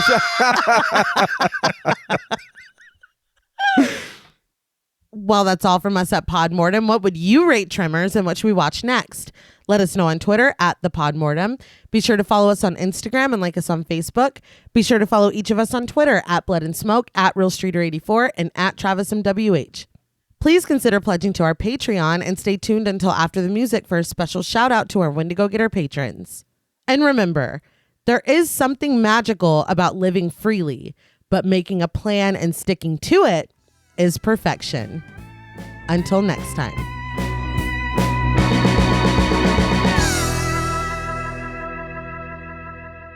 Thank you for staying tuned for a special thank you to our Wendigo Getter patrons. Woo. Yeah. Yeah. All right. You guys are perfection. Nah. A special thank you to Chris Ontiveros, Kristen Lofton, Megan Martinez, Kimberly Bass, Sophie Hodson, Anthony Jerome M., Jordan Nash, Kent Morton, Guy 54, Lala Thomas, Travis and Nisa Hunter, Miguel Myers ATX, Mandy, Jennifer Perez, Pierre Lombard, Allison O'Neill, Carissa, TJ Bronson, Gabrielle Trevino, Spooky Mom, Andy Teague, Applin Ontiveros, Karima Rhodes, Antonio Huerta, Kimberly Kleindienst, Will Brown, Linda, Sydney Smith, Osvaldo Soto, Jonathan Booth, Bobby Holmes, Donna Eason, JD Rizak, Molly Gerhart, Armand Spasto, Aaron Aguirre, Eggy, William Berry, Brittany Ramatar, Charity Oxner, Amanda Six, Mandy Rainwater, Garrett Rogers, Jordan Roberts, Dylan, Melissa Sierra, Holly Bryan, Jordan Blevins, Michelle Moore, Liz Heath, Spencer Montalvo, Pancake the Panda, John Ramos, Michael Newting, Alexius Roberts, Dan Laveau, Itzy M., Gary Horton, Amanda Aliff, Leisha Olivier, Kate Lamp, Carlos and Sydney, Jessica Hunter, Helena Rudder, Alan Johnston, Nicholas Carter, Mariah, Livy Fun, and Mandy M. Thank you all so much. Wow. Man. That is a ton. Yeah. I can't tell you, like, hearing all these names, we appreciate you. Yes. My heart is so warm. Okay. Turn his mic off. I just want, we do appreciate each and every one of you. So just to sum it all up, I want to say that y'all rock. That's where they were Mine was straight just up. as bad. Getting mad at me. Shut up, T. Mine's just as bad.